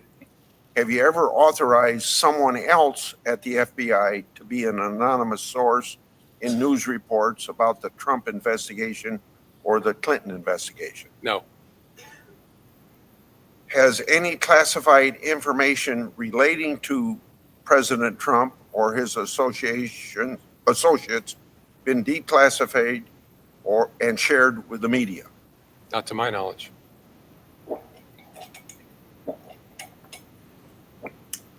You testified before the House Intelligence Committee that a lot of classified matters have ended up in the media recently. Without getting into any particular article, I want to emphasize that, without getting into any particular article, is there an investigation of any leaks of classified information relating to Mr. Trump or his associates? I don't want to answer that question, Senator, for reasons I think you know. There have been a variety of leaks. Well, leaks are always a problem, but especially in the last 3 to 6 months. And where there is a leak of classified information, the FBI, if it's our information, makes a referral to the Department of Justice, or if it's another agency's information, they do the same, and then DOJ authorizes the opening of an investigation. So you would have referred yourself to the DOJ for your leak, right, Jimmy? I don't understand it. I have called him for years now Jimmy the Leak, in reference to Jimmy the Greek. Maybe I'm so old that people don't get the hook between Jimmy the Leak and Jimmy the Greek. Sad. Nobody used Jimmy the Leak except me. That's why I'm bulbous. I don't want to confirm in an open setting whether there are any investigations open. I want to challenge you on that, because the government regularly acknowledges when it's investigating classified leaks. You did that in the Valerie Plame case. What's the difference here? Well, the most important difference is I don't have authorization from the department to confirm any of the investigations they've authorized. And it may be that we can get that at some point, but I'm not going to do it sitting here in an open setting without having talked to them. So hold that thought. Let us take that off the stage and let us continue with more from Catherine Herridge. So what she says is, based on my 2 decades of covering the FBI and the Justice Department, the DOJ, a thin indictment suggests a holding charge with the potential of a more complex, superseding indictment that adds more charges. This is not only possible, but plausible in Comey's case, based on the recently declassified FBI leak investigation via Kash Patel's codenamed Arctic Haze. Oh, and don't forget, they found a whole shit ton of documents that were to be shredded, but were not yet shredded in some kind of a funky room set aside in the FBI building itself. The Arctic Haze records indicate several documents, several FBI senior leaders and Columbia law professor Daniel Richman. Daniel Richman, remember that name in days to come. He was the recipient of leaked classified documents from Big Jim, 6'8", Comey. Remember that name. And then also, look at this. From this document, Comey, Richman, and their interactions with the media. In 2015, Comey instructed the FBI to hire Richman as a special government employee, SGE, and to grant him a top secret clearance with access to SCI, sensitive compartmented information, and that is to whom Comey leaked information. And to that I say, but wait, continue.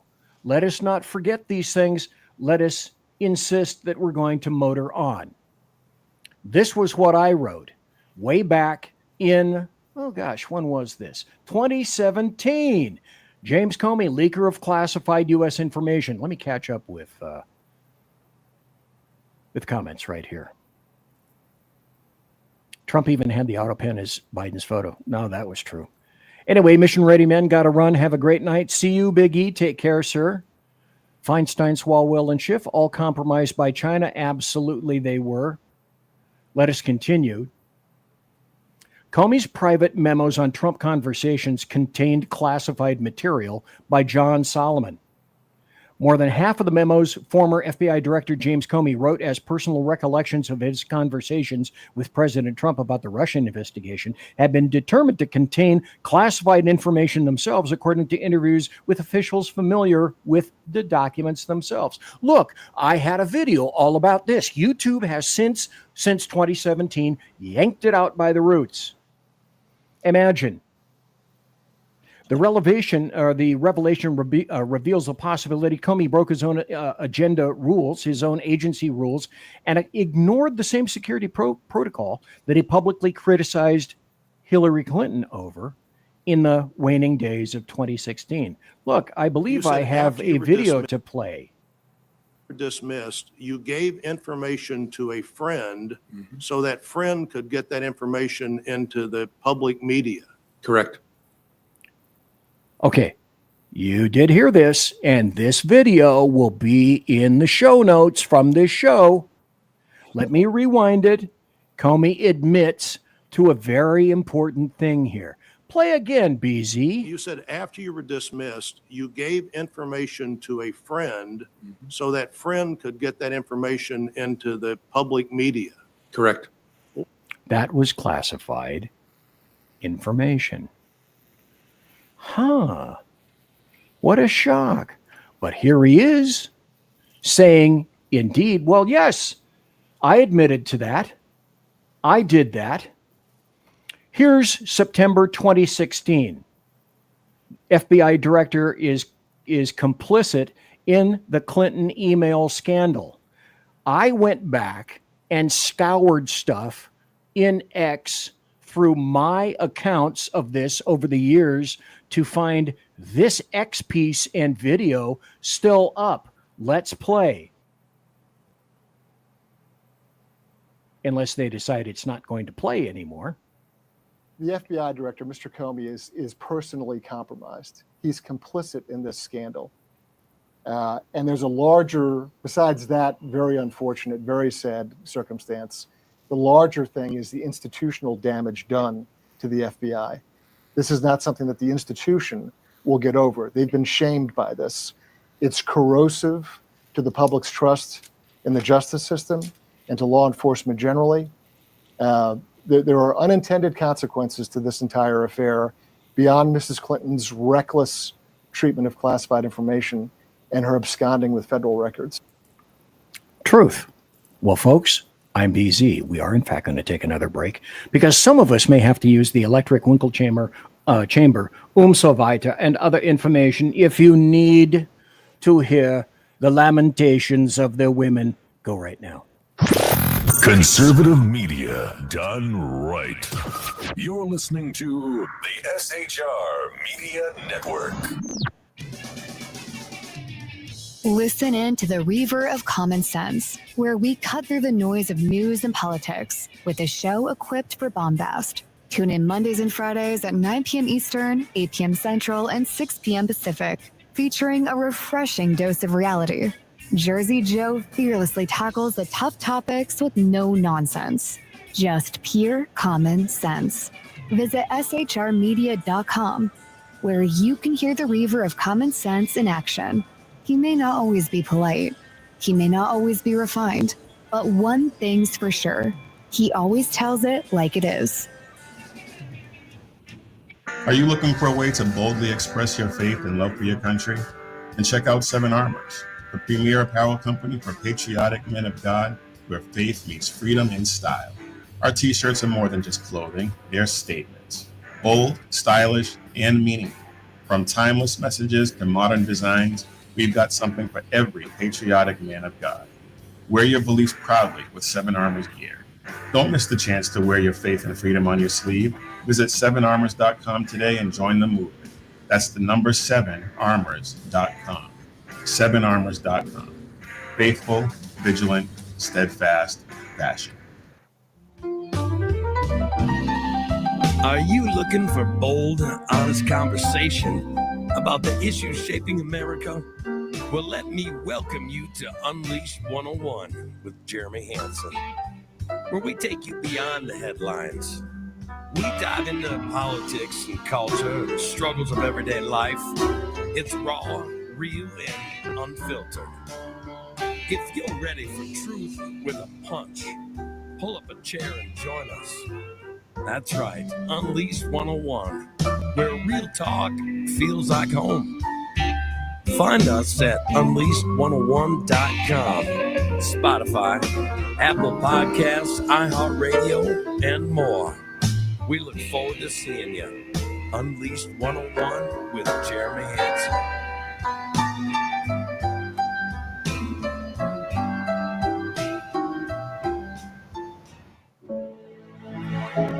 Freedom. One nation in all of human history was built on that bedrock. Ours. A republic of the people, by the people, and for the people. Self-government requires freedom, just as freedom requires an individual willingness to self-govern. Freedom has made America exceptional, but it can only last as long as you and I seek the good, as expressed by the laws of nature and nature's God. It can only last if you and I choose to act as people of character. Forging character has been the pursuit of Hillsdale College since 1844.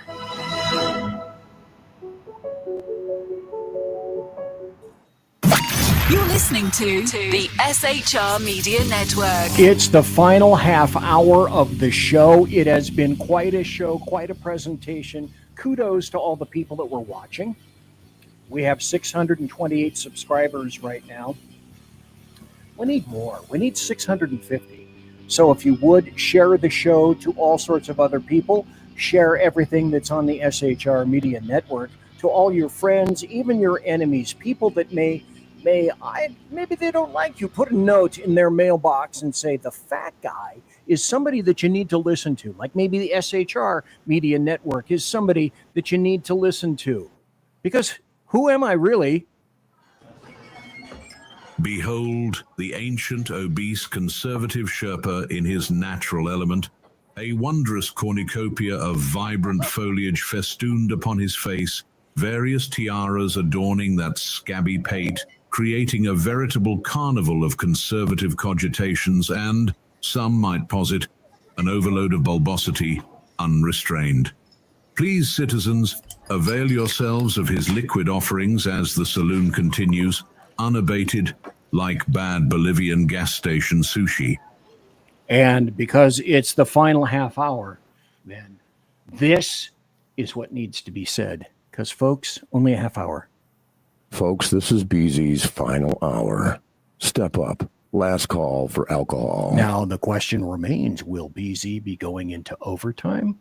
I'm not sure. I'm not exactly certain at this point because I'm really interfering with nobody, but let's continue. Now, BZ has the internet. BZ can search things. BZ can find things. I refer to BZ as referring to himself in the third person. Bob Dole says, well, BZ went back into the internet and located something from March 20th of 2017. Big Jimmy. Did you brief President Obama on, I'll just ask you, did you brief President Obama on any calls involving Michael Flynn? I'm not going to get into either that particular case, that matter, or any conversations I had with the president, so I can't answer that. Did you brief President? No, he won't answer that. I suspect that, as my law professor, Elton Long, said, you may see this material again. And so I was writing about this, even back in 2016. Here's an article I wrote on my blog, bloviatingzeppelin.net. So how about some facts, okay? Because I remember all this stuff even from back then. It took the FBI 1.3 years to investigate 55,000 emails. Now it appears the FBI has combed through 650,000 emails in 9 days. This is nothing short of a miracle. The blinding light from heaven must have caused all the newest FBI investigators to wear welding masks. Where was the FBI 18 a year ago? Mr. Comey, Newt Gingrich said nobody believes that the federal government is capable of taking 650,000 emails and reviewing them in 8 days, unless, of course, there is some form of divine intervention, like a deus ex machina, like Comey claims. The State Department, though, said it's going to take 5 years for their review of 31,000 pages of emails discovered by the FBI involving Hillary Clinton. Now, how can these people do so much in so little time? It's because, hello, they were lying to you all along. Let me put this up. This is also from 2016 in stories that I wrote. The Obama administration's Orwellian Justice Department strikes again. FBI Director Comey announced the department has reopened its investigation into the use of an unauthorized private server. Stop. This is what the leftists are objecting to. Just as a reminder for you. But I'm going to venture over into the, but wait, there's more. Remember, if you will, when people were saying, there's a long-standing policy that prevents the FBI from interfering with investigations. Should it shock you that BZ went again back into 2016 to find out this? You probably heard all about the long-standing FBI policy to not take any actions that could possibly affect the public election for, 60 days that could lead up to it. Even the diehard Trump supporters like Judge Jeanine are parodying the line. Comey's actions violate not only long-standing Justice Department policy. With even Fox News saying it's a long-standing department policy, it must be correct, right? That is absolutely wrong. Well, an article in the left-wing New Yorker yesterday proved the claim to be bogus. Quote, 4 years ago, then Attorney General Eric Holder formalized this practice in a memo to all Justice Department employees. The memo warned that when handling political cases, officials must be particularly sensitive to safeguarding the department's reputation for fairness, neutrality, and nonpartisanship. To guard against unfair conduct, Holder wrote, employees facing questions about the timing of charges or over-investigative steps near the time of a primary or general election should consult with the public integrity section of the criminal division. So stop. I speak leftist, and because I also speak FBI, and that's this. People think, oh, the FBI can't interfere. Yes, the FBI can interfere in elections, and nobody is going to be hoisted on a petard for that. If I do overtime, I might be able to get it all into about 10 minutes or so. Let me do this. Now, the FBI, kind of in general, is a really sick animal. And the higher you go into the more rarefied of air, the sicker it gets. On the 7th floor, mahogany row, which is all the big heavy desks and the nice thick pile carpeting rests, everybody that's up there was of suspicion. Maybe not so much anymore, maybe with the exception of a few people on the 7th floor. But it's not all corrupt. The chiefs, primarily so.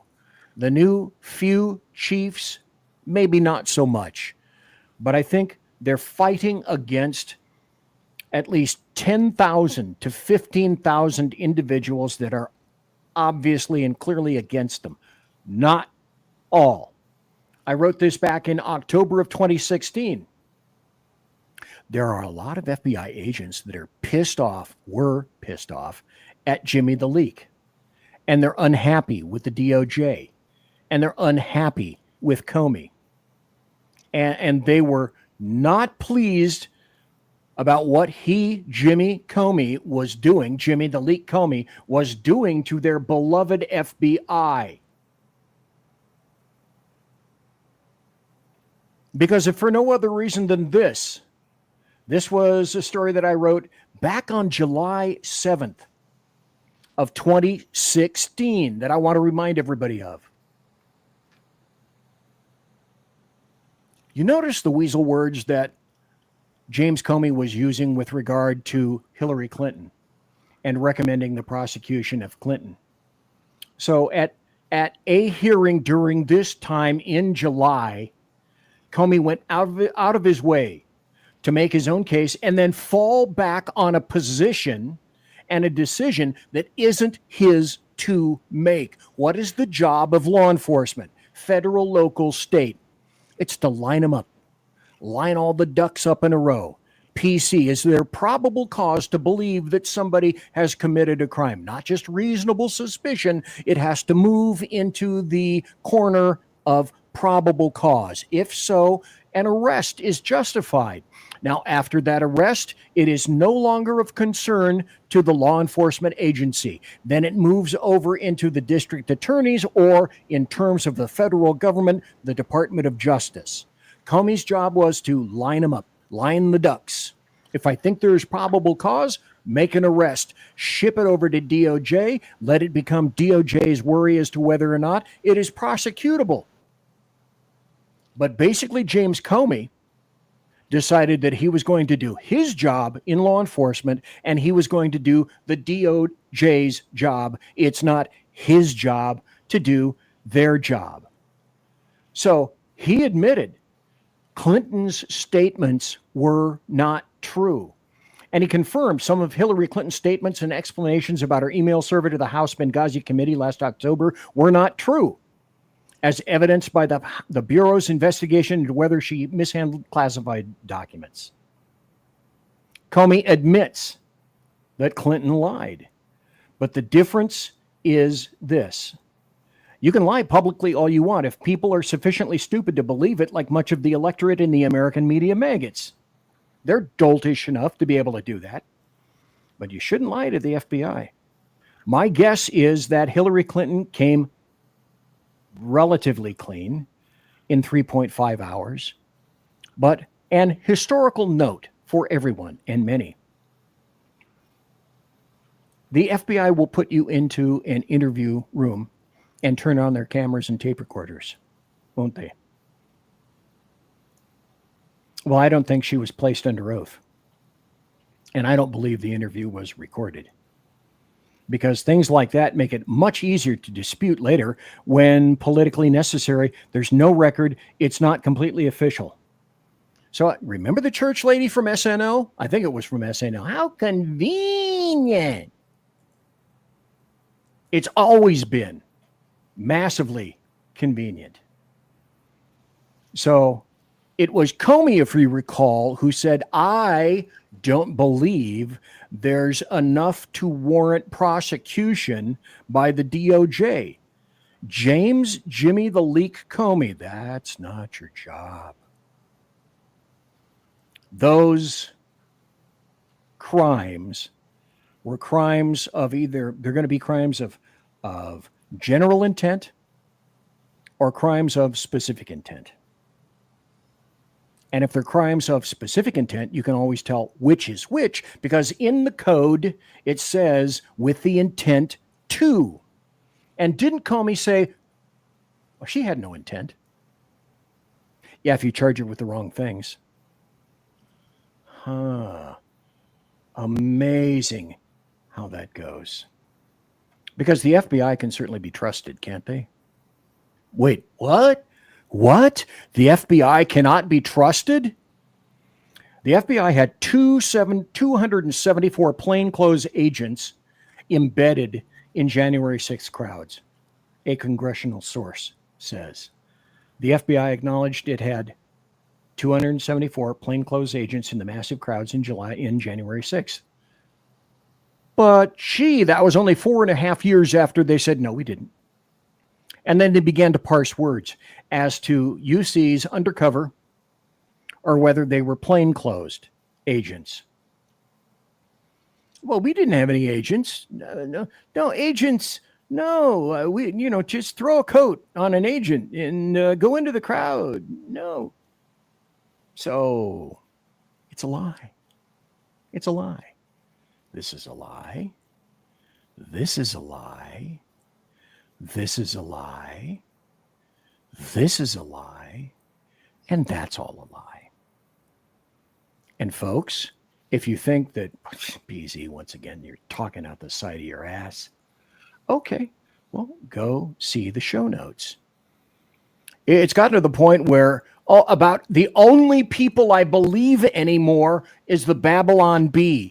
And from the Babylon Bee here, it says, new report indicates only 3 people in January 6th crowd were not FBI agents. Well, you have to ask yourself, gosh, why is shit funny? And shit is funny because it contains elements of truth. And then, of course, you have to ask yourself, what? What the hell? What the hair? I might actually have enough time to get this in and tell you that the United Kingdom is doomed. The United Kingdom is doomed. Let me go to some comments again. Put those up. He's done messed up. Yes, he has. He certainly has.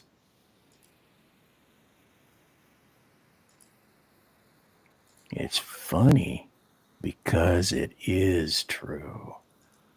And there's the Phantom once again making fun of me. Why I oughta. What the hair?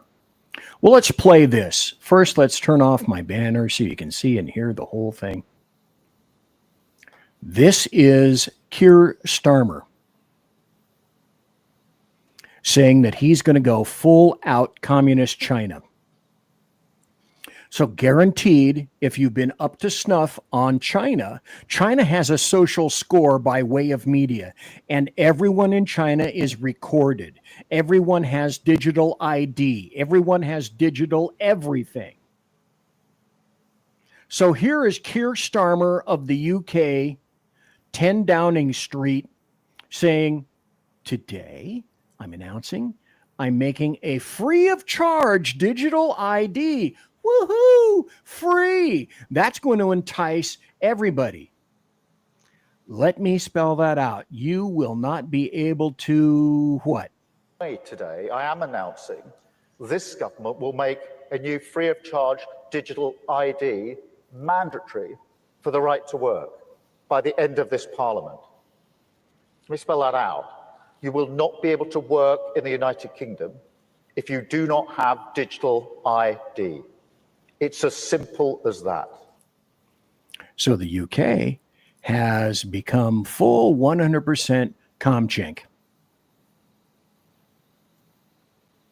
Why not? Because the next move is into social scores. If you're not doing this kind of thing, you're going to get demerits. If you're not doing this kind of a thing, you're going to get demerits. Well, wait. BZ had a couple of things immediately come into his brainulus. One of the first one was, well, wait. What if the muzzies say, not just no, but hair no? We're not going to be compliant in that. We're not going to do that. And if you decide that you're not going to let us work, then we'll just not work and we'll be on the government dole. So what do you think Keir Starmer would do if all the Muslims in the UK decided to say en masse, no, we're not doing it? I know there would be bing. Wait, where's my binger? There would be a magic exception to that rule for Muslims. Oh, we see fit to waive those restrictions that are mandatory on everybody else in the UK, but you don't have to. Let's catch up to comments.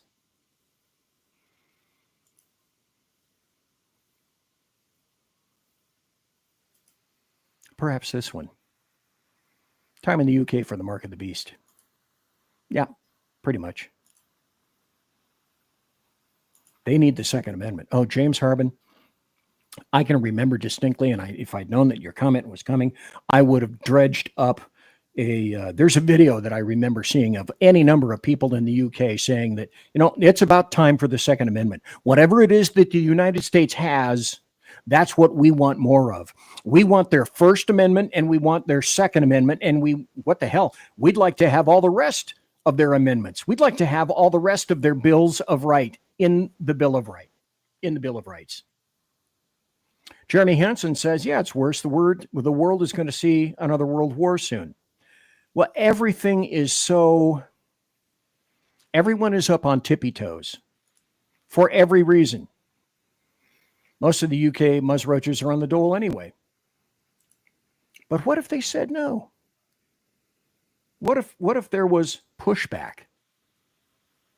What if all of them all together decided that they were going to block London and say, we're blocking everything, we're not moving, we're stopping, we're making our prayers, huzzah, huzzah, Allahu Akbar? Do you think Starmer would say, whoa, whoa, whoa, we need to make some mass arrests? That's not going to happen. But in the meantime, here's what's happening in Giorgia Meloni's Italy. This is a happy story, 42 seconds of happy story. They're deciding they ain't taking this crap no more.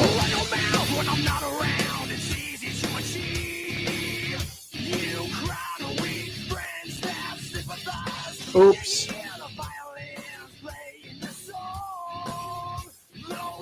Fafo.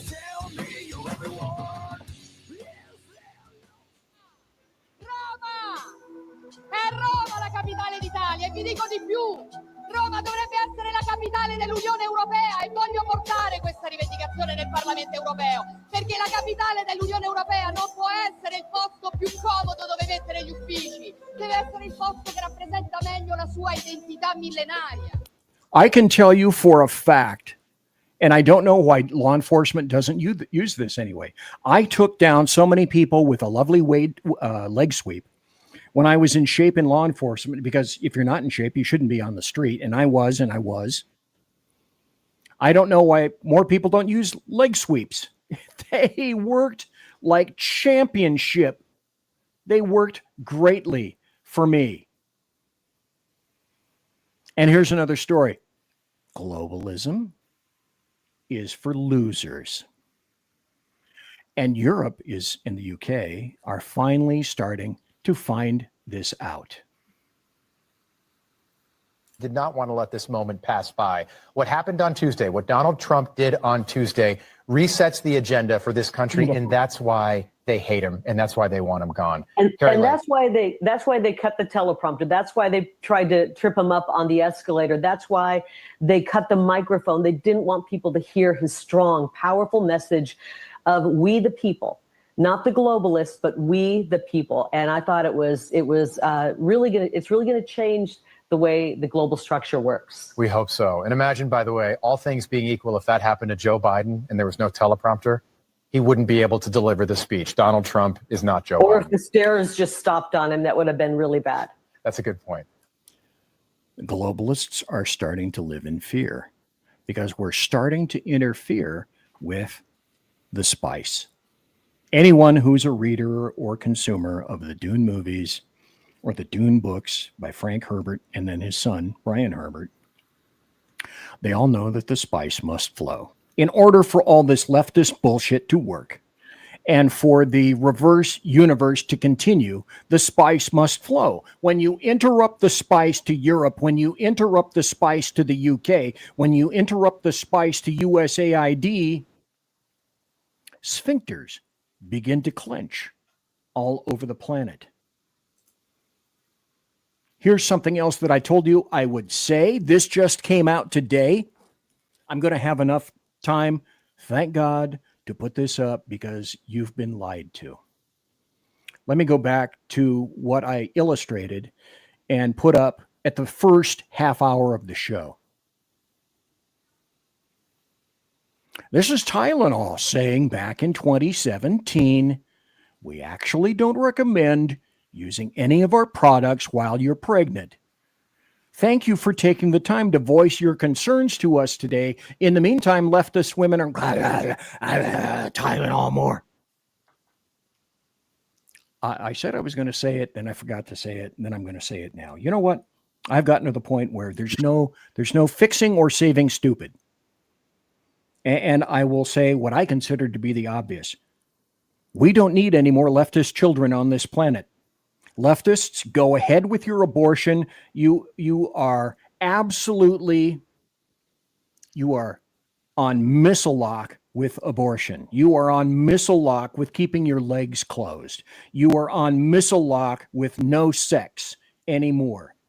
You are on missile lock with abortion pills. And you are on missile lock with taking Tylenol down the throat because Trump said, well, maybe you shouldn't. And there was Tylenol itself saying, maybe you shouldn't. It's about time that there were consequences for your actions. And I do believe, sadly, your children are going to have to pay. And then if your children live, the taxpayers are going to have to pay for the upkeep of your child in whatever form it is deemed to be born, if it is born at all. But let's put this up. This just came out today from the Daily Caller. Tylenol maker privately admitted evidence was getting heavy back in 2018 for the risk of autism.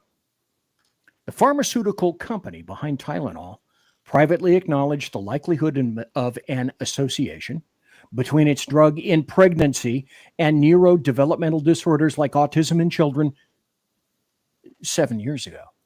Company documents obtained by the Daily Caller News Foundation show. But wait, the spice must flow. The profits must flow. Isn't that correct? Sure, it's correct. And here are leftists continuing to being left because they can't help. Half a minute. All things that are wrong are not illegal. And I'm not standing before you today telling you that what happened in that park was wrong. But I am standing before you today telling you that I trust the word of the attorney who was assigned to this case when he said, although those actions were wrong, he could not prove beyond a reasonable doubt that they were illegal. So this is a Soros-backed state attorney in the state of Florida. Well, perhaps you thought Florida was unique and it's not susceptible to this crap. Well, it is. Every state is. Monique Worrell saying that a man that was masturbating in front of a child, in front of kids at a park, wasn't illegal. Now, do you think that I, after having been in law enforcement for 41 years, believe that the entire state of Florida does not have an applicable law for that? So what she said was, we don't doubt the fact pattern. Apparently, the fact pattern was acknowledged. This did happen. We just are seeing in our infinite wisdom, we're not going to prosecute behind this. And that's when you have to say, wait a minute. I don't get this at all. That this just doesn't make any sense to me at all. Well, let's go back just a little bit. I'm going to go back on something that I missed with regard to Comey. And I want to make sure that I say this before the show is over. Yeah, we're going to go into overtime. Hey, I had a new stinger made, and I like this one. Conservative media done right. You're listening to the SHR Media Network. So I was listening to George Washington University law professor Jonathan Turley talk about James Comey. And this was so important, I couldn't find the video, but I wrote this down verbatim, word for word, about Jonathan Turley and what he thinks is going on with James Comey. And this is how it was that my validation, 18 U.S.C. 1001, which is, I thought, was going to be one of the United States Code charges against James Comey. So Jonathan Turley said, there's a crushing irony here because the two counts involved, 18 U.S.C. 1001, the one I suspected, and 18 U.S.C. 1505, the first one is the very same crime that Comey made against Michael Flynn. And Comey gave speeches delighting in crowds, explaining how he did with Flynn wasn't exactly copacetic, that he sent a couple guys over to the White House and basically tricked Flynn. These are the words of Turley, not me. Ultimately, they charged him on what many of us thought was a pretty thin indictment.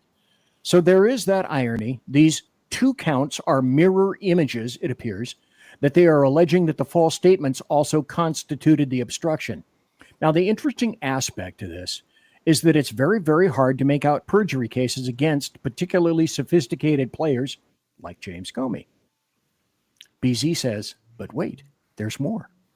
There is a little different because they're just focusing on one statement, and that is, did you get somebody else to leak information?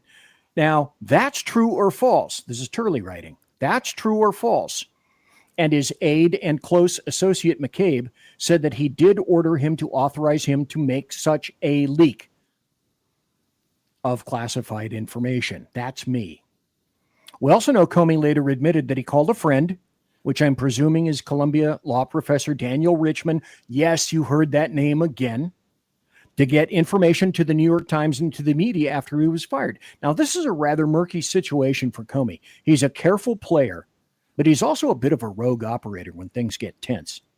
He went rogue with the Clinton press conference, but he particularly went rogue when he was being fired.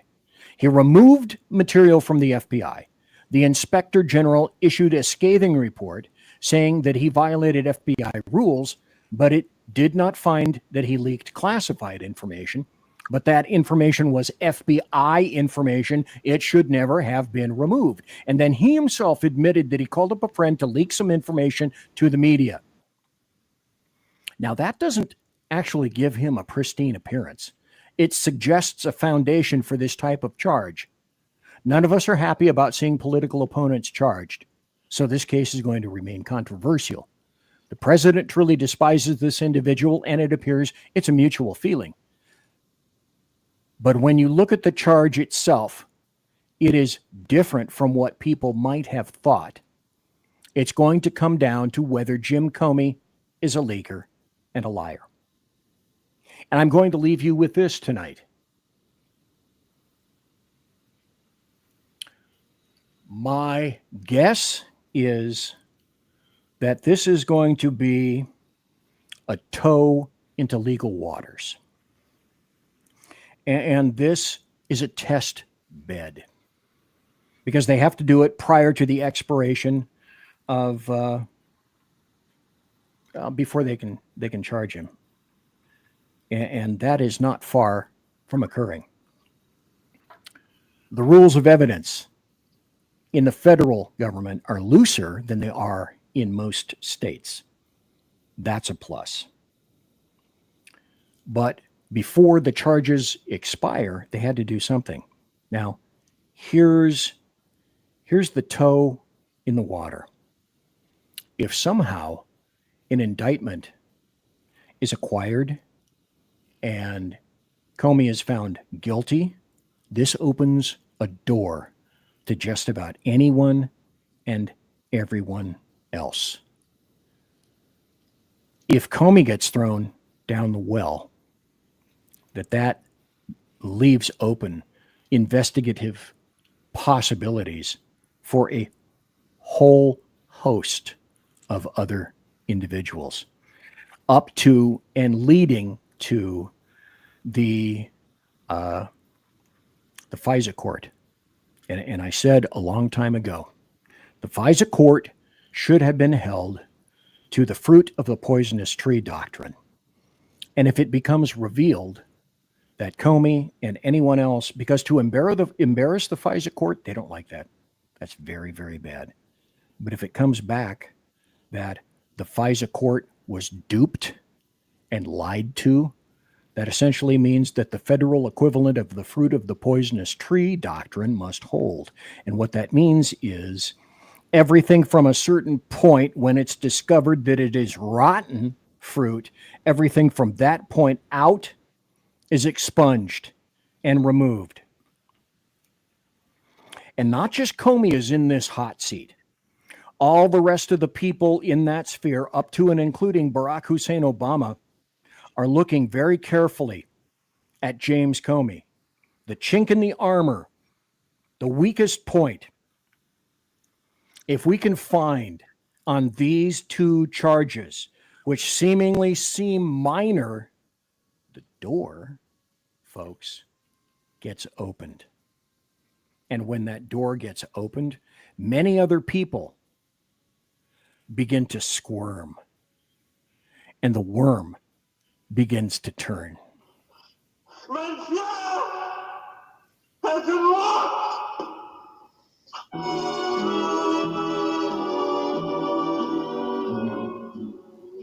So, ladies and gentlemen, boys and girls, children of all ages, thanks for listening to BZ's Berzerk Bobcat Saloon radio show, live and direct right here on the SHR Media Network. Thanks for, I just had, my political ducks were black ducts, not ducks, ducts, D-U-C-T-S, were packed, and I had to let them go. I had to squeeze them, and so I did.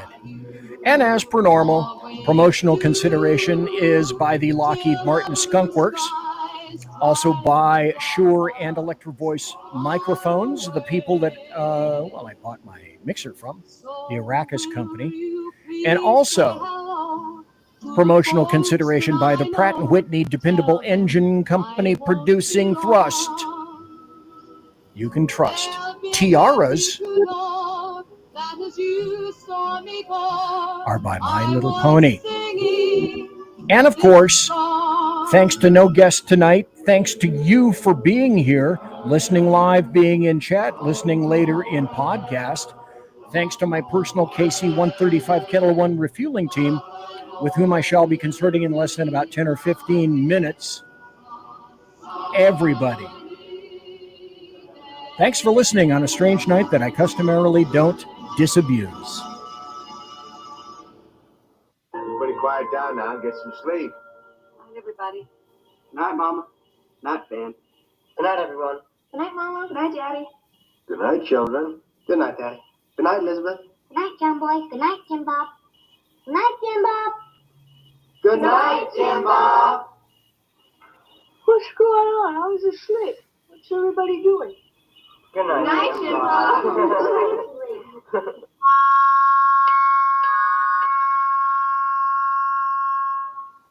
Good night, and good luck.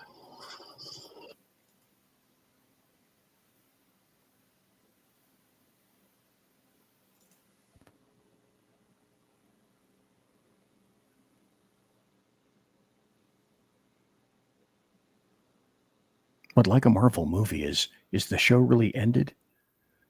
Or do we have comments yet to display? My guess is yes.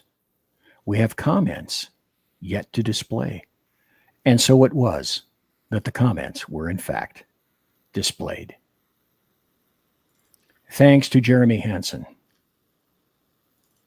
Thanks to the Phantom. Thanks to the Unpleasant Blind Guy. Thanks to Cosmic Bard.